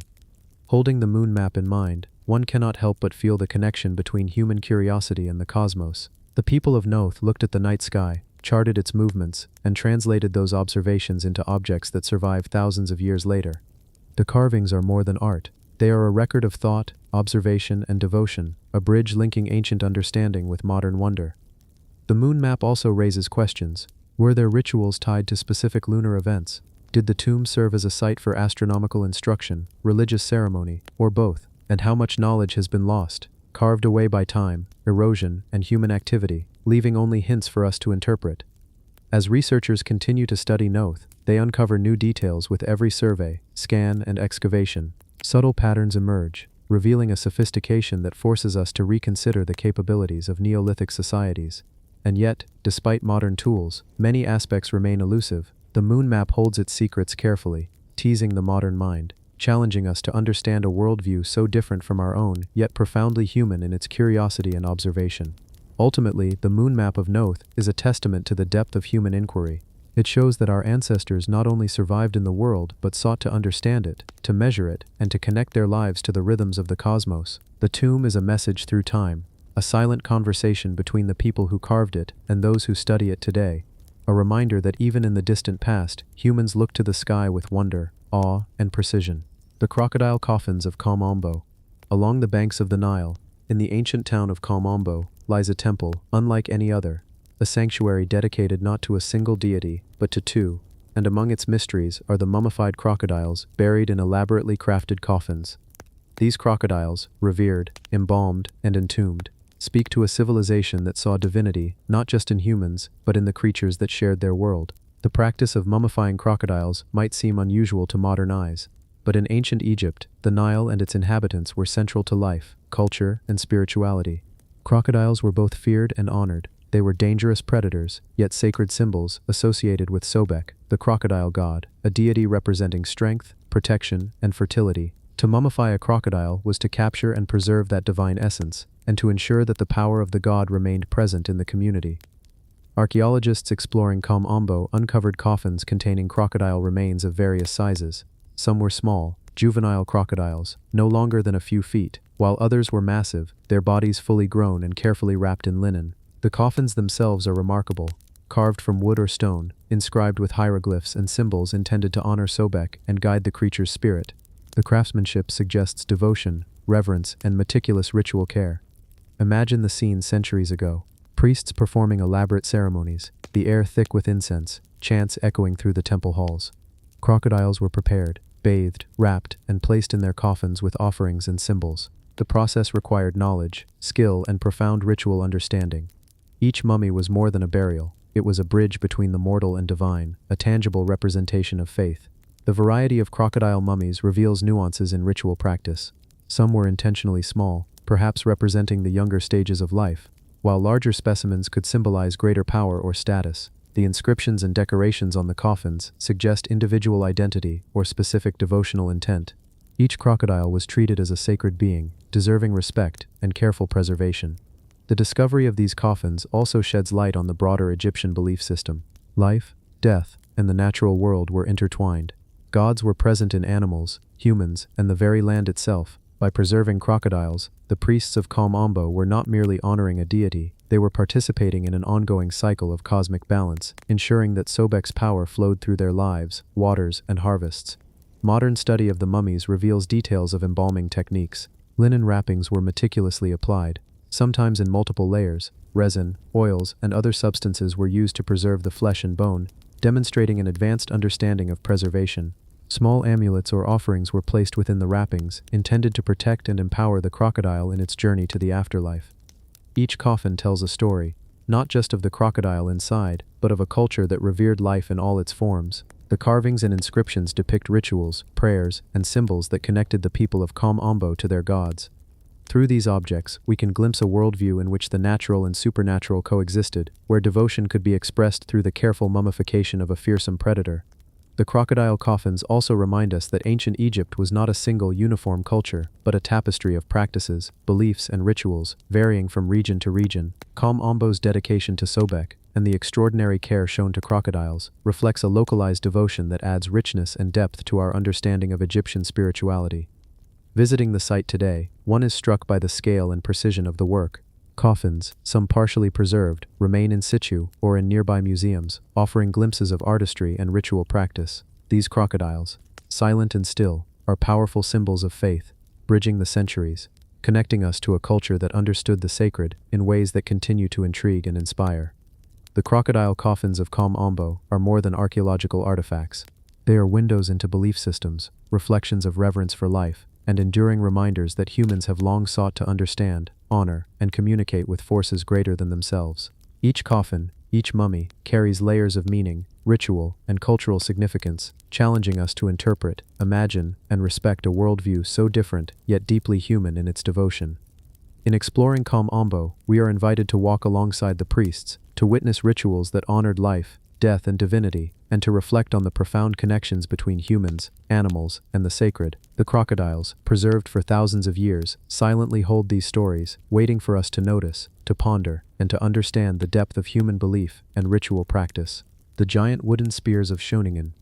In the flat plains of northern Germany, near the town of Schöningen, archaeologists uncovered something extraordinary: a collection of wooden spears, preserved for over 300,000 years, some of the oldest known hunting weapons in human history. These spears, long, carefully crafted, and balanced, offer a glimpse into the minds and lives of Homo heidelbergensis, a species of early humans who walked Europe long before our own kind appeared in the same regions. The discovery was first made in the 1990s, during excavations of a former lake bed. Buried in layers of peat and sediment were the spears, alongside the remains of horses, birds, and other prey. Their placement suggested organized hunting strategies, coordinated efforts, and an understanding of both animal behavior and the mechanics of weaponry. For scientists, this was a revelation. For the world, it was a portal to a past so distant that it almost feels like myth. Each spear is a masterpiece of practicality. Made from carefully selected spruce, ash, or pine, they are shaped to fit comfortably in the hand, tapered at one end, sometimes sharpened, and often designed for throwing with precision. Some measure over 2 meters in length. Tools that required foresight, craftsmanship, and knowledge of materials. These were not mere sticks, they were extensions of the hunter, carefully engineered for survival.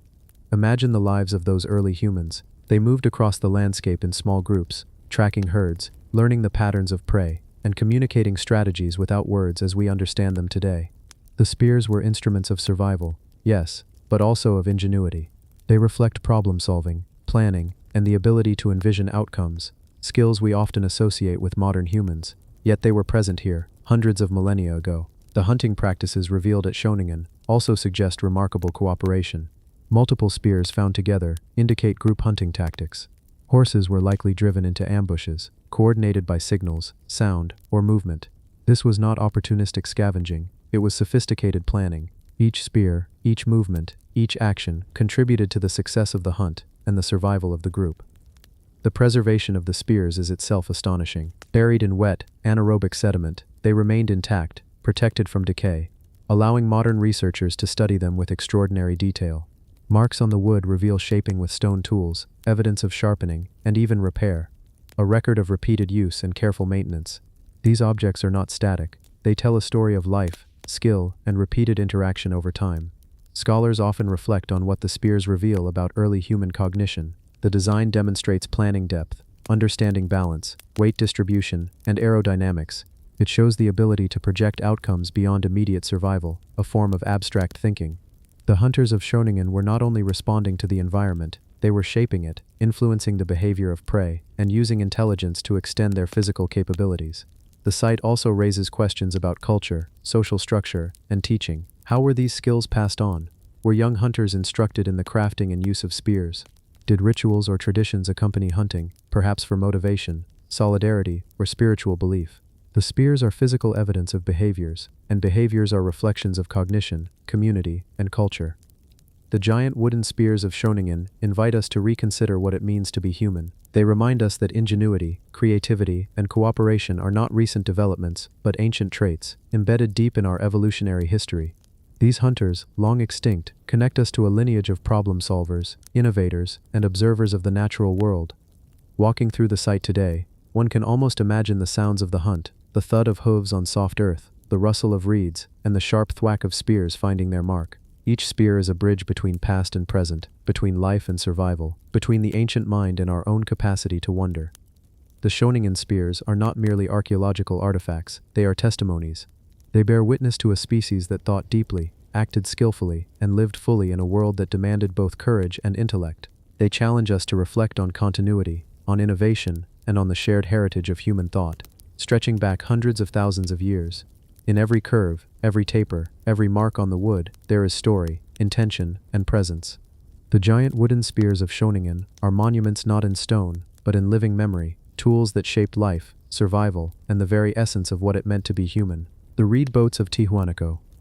Along the high plains of Bolivia, near the mysterious archaeological site of Tijuanaco, ancient waters once rippled against the shores of Lake Titicaca. Among the many enigmas of this region, the reed boats of Tijuanaco hold a particularly captivating story. These vessels, built entirely from bundles of totora reeds, were more than mere transportation. They were vessels of ingenuity, ritual, and connection between people, water, and the cosmos. Tijuanaco, a site often overshadowed by larger civilizations like the Incas, was a thriving cultural hub long before their rise. Its people left behind enormous stone temples, precise carvings, and intricate ceremonial platforms. But the reed boats reveal another side of their ingenuity, a practical yet sophisticated understanding of materials, environment, and survival in a harsh high-altitude landscape. Constructed from bundles of buoyant reeds tied together with fibers, these boats were both light and sturdy. They could carry people, goods, and sacred objects across the lake, bridging communities separated by vast waters. Their design was simple yet effective, a testament to careful observation of nature and an intimate knowledge of local resources. The reed boats were not only functional, but often imbued with spiritual significance. Some scholars believe that boat building and navigation were intertwined with ceremonial practices. Boats were sometimes used in ritual processions on the lake, carrying offerings to deities or serving as floating stages for sacred events. In this sense, the reed boat becomes more than a tool, it becomes a sacred artifact, a moving extension of human devotion and cosmic order. Excavations and modern reconstructions of Tijuanaco boats provide insight into their construction techniques. Layers of reeds were carefully bundled, shaped, and tied to ensure stability. Sometimes extra bundles were added to increase buoyancy or accommodate additional weight. The craftsmanship reflects skill, patience, and a sophisticated understanding of the physics of water, buoyancy, and load distribution.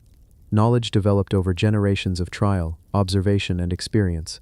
Imagine the lives of the people who built these boats, families and communities working together, weaving reeds from the lakeshore, binding them into shape, and testing them on the water.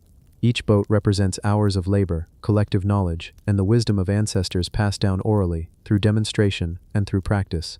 The reed boats also hint at the interconnectedness of Tijuanaco society. Trade, communication, and ritual movement across Lake Titicaca would have depended on these vessels. They enabled exchange of goods, ideas, and spiritual practices, linking settlements scattered across the high plains. In this sense, the boats were arteries of cultural life, sustaining not only physical survival, but also social and spiritual networks. Modern experimental archaeologists have built replicas of these reed boats to understand their performance.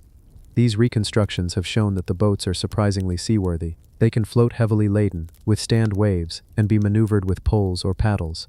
This evidence confirms that ancient Tijuanaco peoples possessed practical engineering knowledge comparable to seafaring civilizations elsewhere, yet adapted to a unique high-altitude environment. Beyond their practical applications, reed boats carry symbolic resonance. Boats in many cultures are metaphors for journeys, across water, across life, and across the boundary between the earthly and the divine. In Tijuanaco, the reed boats likely served similar roles, facilitating not only physical movement, but also spiritual passage, connecting the community to the sacred waters of Lake Titicaca, believed to be the origin of life in Andean cosmology. The boats also raise intriguing questions about cultural transmission and influence. Were these designs developed independently, or do they echo techniques seen in other ancient civilizations? Their enduring construction style, surviving in local practices even today, suggests continuity and resilience, knowledge that has transcended centuries and maintained its practical and cultural relevance. Visiting the shores of Lake Titicaca today, one can see fishermen still using reed boats, a living legacy of Tijuanaco ingenuity. These modern vessels echo the shapes, techniques, and functionality of their ancient predecessors, creating a direct line of connection across time. In this way, the reed boats are not merely archaeological artifacts, they are living symbols of survival, adaptation, and the creative intelligence of humans in harmony with nature. The story of the reed boats is also a reminder of the ingenuity required to thrive in extreme environments. At high altitude, oxygen is thin, weather is unpredictable, and materials are scarce. Yet the people of Tijuanaco adapted, observed, and innovated, crafting tools that supported community life, ritual practice, and the continuity of knowledge. Each boat is a testament to resilience, intellect, and the profound relationship between humans and the natural world. Ultimately, the reed boats of Tijuanaco are more than just ancient vessels. They are bridges across water and time, connecting us to a people who observed, learned, and created with extraordinary skill. They speak of practicality and spirituality intertwined, of life sustained by ingenuity, and of traditions that echo across centuries. Through these humble yet remarkable boats, the ancient world whispers to us, inviting curiosity, reflection, and a deep appreciation for human creativity. The carved stone balls of Scotland. Scattered across the landscapes of prehistoric Scotland, from Orkney to Aberdeenshire, lie one of archaeology's most enduring enigmas, the carved stone balls. At first glance, they might seem simple, smooth, spherical stones, often no larger than a fist, intricately patterned with knobs, ridges, and spirals. Yet the more we study them, the less certain we become of their purpose, their meaning, or the hands that crafted them so meticulously thousands of years ago. These artifacts date back to the late Neolithic period, around 3000 to 2000 BCE, yet their function remains shrouded in mystery. Unlike pottery, tools, or weapons, the carved stone balls do not offer immediate, practical explanations. Some are perfectly balanced spheres, others irregular, yet all are adorned with patterns so precise that they suggest deliberate planning and skill far beyond what might be expected for small handheld objects. What were they used for? Archaeologists have proposed countless theories. Some suggest they were weapons, possibly attached to wooden handles or used as bolas to hunt animals. Others argue they were symbols of status, passed among tribal leaders or gifted in ceremonial contexts. Another theory suggests they functioned as counting or measuring devices, perhaps for land, livestock, or timekeeping. Yet no evidence fully confirms any of these hypotheses. Examination of the craftsmanship is equally captivating. Each ball shows incredible attention to detail. Some have symmetrical knobs arranged in precise geometric patterns, spirals carved in deep relief, or interlocking motifs that would have required both skill and patience. These patterns could have symbolic meaning, representations of cosmology, tribal identity, or ritualistic power. The hands that carved them clearly understood proportion, symmetry, and artistic expression. The distribution of carved stone balls is also intriguing. They appear primarily in northeastern Scotland, but occasionally show up in places far from their main cluster, suggesting movement, trade, or cultural influence. This widespread presence hints at the importance of these objects within Neolithic societies, even if the exact nature of that importance remains elusive. Imagine holding one of these spheres in your hand. The weight, the smoothness, the ridges beneath your fingers. They feel purposeful, deliberate, and almost alive. Some may have been carried constantly, others perhaps placed in ceremonial or sacred locations. Their presence across settlements and burial sites indicates a significance beyond mere decoration. Theories about their ritual use remain compelling. Some scholars suggest they were used in fertility or initiation rites, objects that symbolized power, transformation, or cosmological cycles. Others see them as tools for meditation or teaching, objects that connected humans to abstract ideas or spiritual truths. The mystery deepens because no inscriptions accompany them.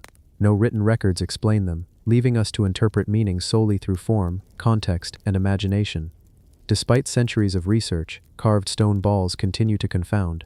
Their geometric perfection, combined with the sheer effort required to shape hard stone with Neolithic tools, indicates not only skill, but a profound intention. These were not casual creations, they were meaningful objects, deliberately crafted to communicate, symbolize, or perform a purpose now lost to time. Some of the balls are small enough to fit in the palm, others large enough to feel weighty and commanding. The tactile experience may have been central to their purpose. Handling them could have been an intimate act, a ritual of focus, contemplation, or connection. Perhaps they were objects of power, held by tribal leaders, or passed down as symbols of authority and wisdom. Modern experimental archaeology has attempted to replicate the carving techniques. Using stone hammers and chisels, researchers discovered the immense patience and labor required to create even a single ball. The process could take days or weeks for one object, underscoring their value, whether practical, ceremonial, or symbolic. Each sphere is a testament to human ingenuity, persistence, and creative expression. The carved stone balls also remind us of the Neolithic worldview, a period when humans were intimately connected to their environment, the seasons, and the cosmos. These objects, with their intricate patterns, might reflect cycles of the moon, constellations, or terrestrial landscapes. They may encode abstract concepts, an early attempt to represent knowledge in a tangible, tactile form. Yet despite all the study, speculation, and fascination, the carved stone balls retain their mystery. Their purpose, meaning, and significance remain largely unknown. They challenge our assumptions about prehistoric people, reminding us that intelligence, creativity, and abstract thought existed far earlier than we often assume. To hold one today is to bridge millennia. In your hand, you feel not only stone but centuries of unanswered questions. The deliberate work of someone who lived in a world both familiar and alien to us. They are intimate, enigmatic, and humbling, small spheres carrying enormous weight in human imagination and history. Ultimately, the carved stone balls of Scotland are more than artifacts. They are puzzles, reflections of ancient thought, and silent witnesses to human ingenuity. They compel curiosity, inspire wonder, and remind us that some mysteries may never be fully explained, yet their presence continues to speak, patiently, across the millennia. The forgotten cliff tombs of Sichuan. High in the jagged mountains of Sichuan province in China, hidden from the eyes of the modern world, lie tombs carved directly into the cliffs. These ancient structures, some precariously perched on sheer rock faces hundreds of feet above the ground, tell a story of a people whose ingenuity, courage, and reverence for the dead remain astonishing. Known only to a few scholars and explorers, the forgotten cliff tombs of Sichuan are among the most enigmatic archaeological sites in East Asia. These tombs date back over 2 millennia, during periods when the Sichuan region was a nexus of trade, culture, and ritual practice. Entire communities built these structures as final resting places for their elite, fashioning chambers deep into the cliffs using tools of stone and bronze. Access to the tombs often required rope ladders, scaffolds, or carved steps, signaling that these were not ordinary burials but carefully designed spaces meant to honor those who passed into the afterlife.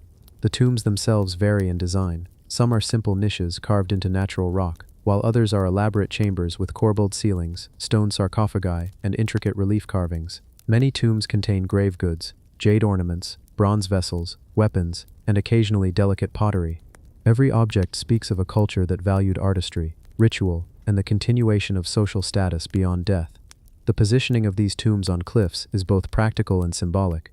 Elevated high above the valley floor, they were safe from floods, animals, and potential looters. Yet the height may also have spiritual significance, connecting the departed to the heavens, closer to ancestors and deities. To the living, these tombs were reminders of lineage, power, and reverence, looming silently over the communities below.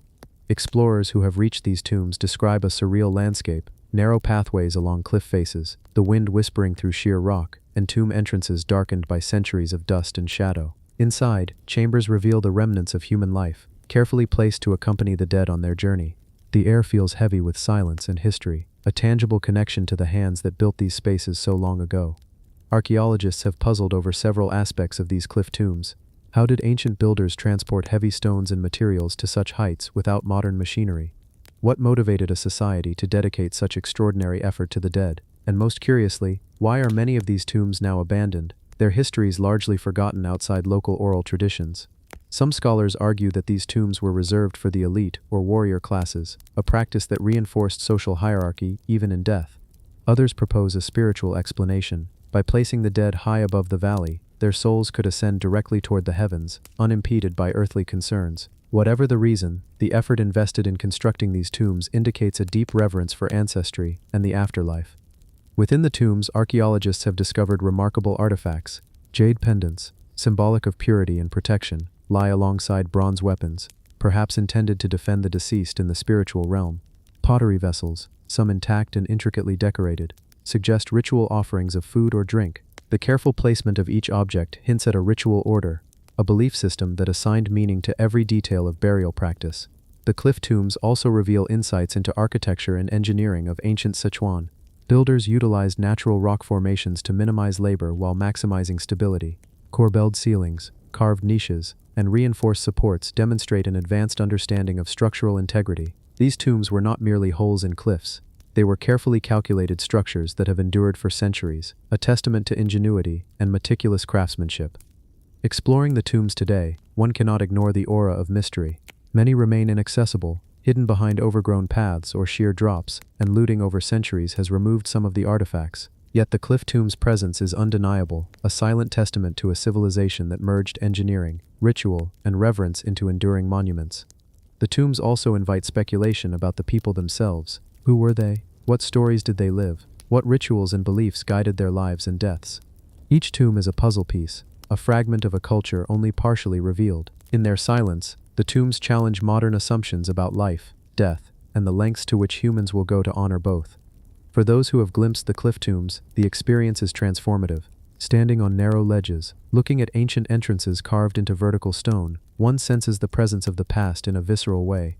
These are places where human ambition, devotion, and creativity converge, where mortality and artistry coexist, frozen in stone for millennia. Ultimately, the forgotten cliff tombs of Sichuan are more than archaeological sites. They are monuments to imagination, belief, and the extraordinary lengths humans have gone to connect life with the afterlife. They whisper stories of courage, ingenuity, and devotion, inviting us to ponder mysteries that remain just beyond our full understanding. The bone flutes of Divje Babe. Nestled in the rocky caves of Slovenia, hidden among the jagged cliffs and dense forests, lies one of the most intriguing artifacts in the story of early human creativity, the bone flutes of Divje Babe. These simple, yet enigmatic instruments, carved from the bones of animals long extinct, offer a glimpse into the minds of humans and their ancestors tens of thousands of years ago. They are not just bones. They are the first whispers of music, the earliest known attempts to turn sound into art, and a profound testament to human imagination. The Divje Babe site, a limestone cave overlooking the Idrika River, has yielded evidence of human occupation stretching back nearly 50,000 years. Among stone tools, remnants of hearths, and animal bones, archaeologists discovered bones perforated with precise holes, bones that, when played, produce musical notes. The discovery is astounding. In an age before written language, humans had already found a way to create melodies, communicate emotion through sound, and explore abstract artistic expression. The most famous of these artifacts is the femur of a young cave bear, punctured with holes that align so closely with modern musical scales that it can still be played today. Some researchers argue that these perforations could have occurred naturally, the result of carnivore teeth or accidental fractures, but the precision and spacing suggest deliberate craftsmanship. If true, it means that early humans were experimenting with music tens of thousands of years before the rise of civilization. Consider the implications. Music, something we often take for granted, existed as a medium of expression, perhaps ritual, perhaps communication, in a world dominated by survival. These early musicians would have lived alongside mammoths, cave bears, and lynxes, their lives dictated by hunting, gathering, and the rhythms of nature. Yet they paused, at some point, to create something intangible, sound, something that connects to the human soul across millennia. The bone flutes also spark questions about cognition and culture. Crafting a flute requires more than physical skill. It requires abstract thought, planning, and an understanding of acoustics. Our ancestors were not only shaping bones with stone tools but were aware that these shapes could produce harmonious tones. This reveals an awareness of cause and effect, pattern recognition, and perhaps even a sense of aesthetics, concepts central to the human experience. Archaeologists and musicians alike have experimented with replicas of the Divje Babe flutes. When played, they produce hauntingly clear tones, evoking an ethereal quality that seems almost otherworldly. Imagine standing in a cave tens of thousands of years ago, listening to the first notes ever intentionally played by humans. The sound would resonate through stone and air, mingling with the natural echoes of the cave, creating an intimate yet expansive auditory experience. Debate surrounds the origin of the flutes. Were they created by Neanderthals, modern humans, or both? Some suggest that Neanderthals, often unfairly depicted as brutish, possessed sophisticated skills and cultural practices. If the flutes were indeed Neanderthal, they challenge long-held notions of cognitive superiority and creativity, proving that the capacity for abstract thought and artistic expression predates Homo sapiens. The context of the site adds to the mystery. Bones found alongside the flutes indicate daily life, hunting practices, and survival strategies. Amid this pragmatic existence, someone devoted attention to something that served no immediate survival purpose. Perhaps the flutes were used in rituals, in communication across distances, or simply for joy. This duality, survival intertwined with creativity, speaks to the depth of human experience even in the Paleolithic era. The Divje Babe flutes also inspire reflection on continuity. Music, which once echoed through these Slovenian caves, continues to shape human life today. We compose, perform, and listen to music, not merely as entertainment, but as a means of connection, expression, and emotional resonance. In this sense, the bone flutes are our ancestors' first echo into eternity, a bridge linking their world to ours through sound and creativity. Modern visitors to the Divje Babe site often report a profound sense of wonder. Standing in the same caves where these early instruments were crafted, one can feel the weight of history and the lightness of imagination combined. The flutes are small, fragile, and seemingly simple, yet they contain an entire universe of possibility. proof that the drive to create, to express, and to transform experience into art is a defining characteristic of humankind. The mystery remains: were these flutes practical tools, ceremonial instruments, or simple toys? Did they accompany dances, storytelling, or mourning rituals? Or were they personal expressions, crafted by one individual to hear their own voice in the echoing stone of the cave? Perhaps we will never know, and yet the uncertainty only deepens the fascination. Ultimately, the bone flutes of Divjay Babe are more than ancient objects. They are a testament to curiosity, ingenuity, and the timeless human desire to create. They remind us that even in a world dominated by survival, art and expression were never far away.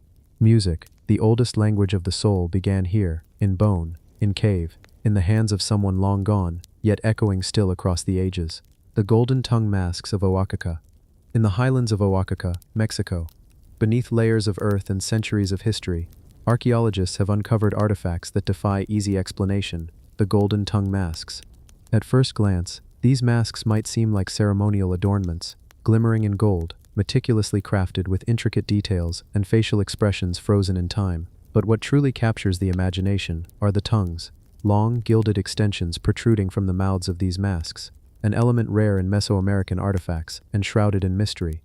These masks date back over a millennium, from a period when Oaxaca was a hub of cultural innovation and spiritual practice. The Zapotec and Mixtec civilizations, known for their artistry, architecture, and ritual, inhabited this region. Their tombs, pyramids, and ceremonial centers speak of a society that valued symbolism, hierarchy, and the sacred power of objects. Within this context, the golden tongue masks emerge as both art and enigma, objects that communicated meaning across centuries. The purpose of these masks remains speculative. Some scholars suggest they were used in ritual ceremonies, worn by priests or leaders to embody gods or ancestors. The protruding tongue could symbolize divine speech, spiritual power, or the transmission of knowledge. Others propose that the tongues represented sacrifice, perhaps mimicking the act of offerings or the divine speaking to the earthly realm. The visual impact is immediate: gold glinting in torchlight, the tongue catching the eye, drawing attention to what the wearer represented. The craftsmanship is extraordinary. Each mask is carefully hammered from thin sheets of gold, shaped to convey emotion, status, and identity. Facial features are stylized yet precise, and the tongues are sculpted to curve, taper, or even split, depending on the mask. Such detail suggests highly skilled artisans, a culture that invested time and reverence into each creation, and a symbolic language encoded in metal that has endured beyond memory. The masks are often found in tombs or ceremonial caches, hinting at their sacred purpose. Being buried with the dead indicates that these objects had significance, not only in life, but also in death, acting as protective or empowering symbols for the journey into the afterlife. The positioning of the masks, often placed near the head or chest, reinforces the idea that speech, breath, or expression was central to their spiritual meaning. Scholars continue to debate the cultural significance of the protruding tongue. In many Mesoamerican cultures, the tongue is associated with speech, prophecy, and ritual communication. Gold, meanwhile, symbolizes divine energy, eternity, and power. Combined, the golden tongue masks may have represented the voice of gods, the authority of leaders, or the ritualistic channeling of sacred knowledge. The discovery of these masks is itself an adventure. Many were hidden in caves, or buried deep within ceremonial mounds, protected from looters and time. Excavations reveal not just the masks, but also pottery, figurines, and offerings, suggesting complex rituals where music, chanting, or dance might have accompanied their use. These masks were not static objects. They were part of living ceremonies, connecting people to ancestors, deities, and the cosmos. Handling or even seeing these masks today evokes awe. The weight of the gold, the delicate craftsmanship, the expression frozen in metal, it feels almost alive. Each mask carries the silent testimony of hands long gone, of a culture that understood symbolism and ritual in ways modern eyes can only partially interpret. It is a dialogue across time, a language of devotion, artistry, and mystery. Some theories even suggest that the exaggerated tongues reflect the importance of ritualized speech or oral storytelling in Zapotec and Mixtec society. Perhaps these masks were worn during ceremonies where sacred words were spoken, prayers offered, or prophecies declared. The wearer, adorned with gold, would become both messenger and vessel, a living bridge between the human and the divine. The golden tongue masks also highlight the intersection of art, religion, and politics. In these ancient societies, masks could convey authority, signify lineage, and assert spiritual legitimacy. They were not mere decoration, but instruments of influence, commanding attention, respect, and reverence from those who witness their power. Despite centuries of study, much remains unknown. The precise rituals, meanings, and context have been lost to time, leaving these masks as enigmatic emissaries from the past. Yet their impact is undeniable. They speak of human creativity, devotion, and the timeless desire to bridge the earthly and the divine. They are objects that invite curiosity, contemplation, and a quiet sense of wonder. The golden tongue masks of Oaxaca remind us that even in societies long vanished, humans sought to communicate beyond words through art, ritual, and symbolic objects. They are windows into a world where expression, spirituality, and craftsmanship converged, offering a glimpse of both the sacred and the mysterious. In the gleam of gold and the curve of a tongue, we sense the intentions of a people separated from us by centuries, yet united in their humanity. Their voices may be silent, but their artistry continues to speak, echoing across time, inviting us to marvel, question, and imagine. The wooden pyramid of Cahokia. Cahokia, once the largest city north of Mexico, is often remembered for its massive earthen mounds. But among these, researchers have uncovered traces of something far less expected: a wooden pyramid. Unlike the familiar earthen monk's mound, this structure was constructed entirely from timber, an enormous platform rising skyward, built by a civilization that thrived nearly 1,000 years ago. The idea of a wooden pyramid challenges our assumptions. When we think of pyramids, we imagine stone, permanence, monuments that endure for millennia. Wood, by contrast, decays, collapses, disappears. And yet the people of Cahokia built something monumental, audacious, and powerful, knowing full well that it would eventually vanish, a temporary structure with eternal significance. Archaeologists first noticed evidence in the form of post holes, charred timbers, and soil discoloration. Patterns revealed a massive, square platform, with carefully arranged beams rising in layers. Radiocarbon dating confirmed its age, constructed sometime between 1050 and 1200 CE, during the height of Cahokia's influence. The scale is staggering. Hundreds of wooden posts, each carefully cut, transported, and aligned, suggest immense communal effort. The purpose of the wooden pyramid remains debated. Some scholars believe it was ceremonial, a place for worship, rituals, and gatherings of the elite. Others argue it had political significance, a stage to display the power and organization of Cahokia's leaders. Its very impermanence may have been symbolic, a reminder that human life, power, and authority are temporary, yet the act of creation is eternal. Imagine walking through the city as it thrived, seeing the wooden pyramid rising above the landscape. From its summit, leaders may have addressed the masses, observing trade, rituals, or ceremonies below. Smoke from ritual fires would curl into the sky, mingling with the scent of wood, earth, and the distant Mississippi River. The pyramid dominated the skyline, a testament to ambition, coordination, and spiritual or political vision. Evidence suggests the pyramid was rebuilt multiple times. Each reconstruction required planning, labor, and resources, a reflection of society organized and motivated by hierarchy, belief, and communal effort. The careful placement of posts, some aligned with celestial events, hints at astronomical awareness and ritual timing. The pyramid was more than architecture, it was a bridge between the earth, sky, and human society. Archaeologists studying the site note traces of burning, which may have been intentional. Fire could have played a role in rituals or the ceremonial decommissioning of the structure. Perhaps it marked transitions, offerings, or renewal. The cycle of creation and destruction enacted in wood, smoke, and ritual. Holding a fragment of one of these ancient timbers today connects us directly to the people who built it. The wood may have decayed long ago, but traces remain in the soil, charcoal, and impressions in the earth, evidence of hands that measured, lifted, and aligned thousands of pounds of timber. It is a testament to human ingenuity, coordination, and vision, preserved in subtle yet undeniable ways. The wooden pyramid also forces us to reconsider the complexity of Cahokia. Often North American pre-Columbian civilizations are underestimated, yet this structure, immense and sophisticated, speaks to social organization, religious depth, and artistic vision that rivals ancient civilizations elsewhere. It is a reminder that monumental human achievement is not limited to stone temples, or pyramids of Egypt. Humanity's creativity finds expression in many forms, including those destined to fade. The disappearance of the wooden pyramid, lost to time, decay, and the elements, adds to its intrigue. Unlike stone, wood cannot endure forever. Yet this impermanence may have been intentional, a living monument, remembered by those who experienced it, leaving behind only traces for us to puzzle over centuries later. The absence of a structure becomes as powerful as its presence, challenging us to reconstruct meaning from what remains. In the end, the wooden pyramid of Cahokia is more than a lost building. It is a story of vision, ambition, and ephemeral achievement. It reminds us that humans have always sought to shape the world, to create monuments of meaning, even knowing that time will eventually erase them. Every post hole, every charred timber fragment, every subtle impression in the soil carries the echoes of a society at its peak, a civilization that built with purpose, belief, and the audacity to reach for the sky. The pyramid is a bridge across time, connecting us to a world long vanished, yet preserved in traces, in stories, and in imagination. It challenges us to listen, observe, and appreciate the ingenuity of those who came before, reminding us that even in impermanence, creation speaks volumes. The tower tombs of Palmyra. Rising like sentinels against the golden sands of Syria, the tower tombs of Palmyra have watched over the desert for millennia. These monumental structures, built by the ancient Palmyranese, speak of a civilization that thrived at the crossroads of trade, culture, and religion, connecting the Mediterranean to Mesopotamia.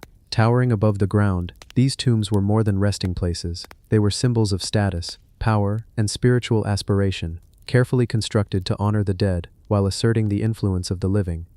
Palmyra's tower tombs date back to the 1st centuries BCE and CE, a period when the city was a prosperous hub of commerce. Caravans carrying silk, spices, and precious metals passed through its streets, and wealth flowed into families who sought to preserve their legacy through elaborate burial practices. For them, the construction of a tower tomb was both an act of devotion and a statement of prestige, a lasting monument to their name and deeds. These towers are architectural marvels, built from limestone blocks. They reach heights of up to 30 meters, their facades adorned with intricate carvings of mythological figures, floral motifs, and inscriptions detailing lineage and achievements.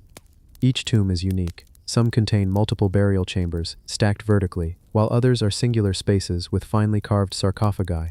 The combination of engineering skill and artistic expression makes them not only tombs but lasting works of art, resilient against time and the harsh desert climate. Inside, the tombs reveal a window into the lives and beliefs of Palmyrene society. Sarcophagi are carved with detailed reliefs, showing individuals in poses of tranquility, draped in garments that denote status and profession. Precious jewelry, ceramics, and small offerings accompany the dead, illustrating a culture deeply connected to ritual, remembrance, and the desire for continuity beyond death. What makes the tower tombs particularly striking is their verticality. Unlike typical horizontal burials, Palmyrenes built upward, stacking chambers like layers of memory, reaching toward the sky. This design may have reflected spiritual beliefs, suggesting that elevation brings the deceased closer to the divine or to their ancestors. For the living, the sight of these towers would have reinforced social hierarchy, reminding the community of the enduring presence of influential families. Archaeologists continue to study the tombs for clues about Palmyrene life. The inscriptions provide valuable information on lineage, trade relationships, and local customs. The carvings, though eroded by centuries of wind and sand, reveal iconography that merges Greco-Roman influences with local Semitic traditions, illustrating the city's role as a melting pot of ideas and artistic expression. Yet, despite centuries of scholarship, many mysteries remain. How exactly were the towers constructed with such precision, given the tools of the time? What specific rituals accompanied the entombment process? Were the towers meant solely for the elite, or did they serve a broader communal function in honoring the deceased? And perhaps most hauntingly, what stories of love, loss, and ambition are forever silent within those stone walls? Modern visitors describe a surreal experience. Standing before these towers, one feels dwarfed by their scale and elegance. The desert wind carries whispers from a city long gone, a civilization whose wealth and culture once rivaled that of Rome and Alexandria. Each tower seems to hold secrets, inviting us to imagine the hands that shaped them, the ceremonies that unfolded, and the lives that now rest quietly within. Tragically, in recent decades, conflict and destruction have threatened these monuments. Some towers have been damaged or destroyed, yet the memory of their grandeur endures in photographs, records, and the imagination. Their survival, even in part, reminds us of human creativity and the fragility of history, and it underscores the urgency of preserving what remains. The tower tombs of Palmyra are more than archaeological sites. They are bridges to the past. They invite reflection on mortality, memory, and the enduring human desire to be remembered. Through their stone walls, we glimpse a civilization that valued art, ritual, and status, a people who transformed burial into monument and life into lasting expression. Each tower whispers a story of ambition, devotion, and the passage of time, waiting for those willing to look, listen, and imagine. They remind us that even in the shifting sands of the Syrian desert, human endeavor leaves echoes that persist, silent yet powerful, calling us to understand, to marvel, and to remember.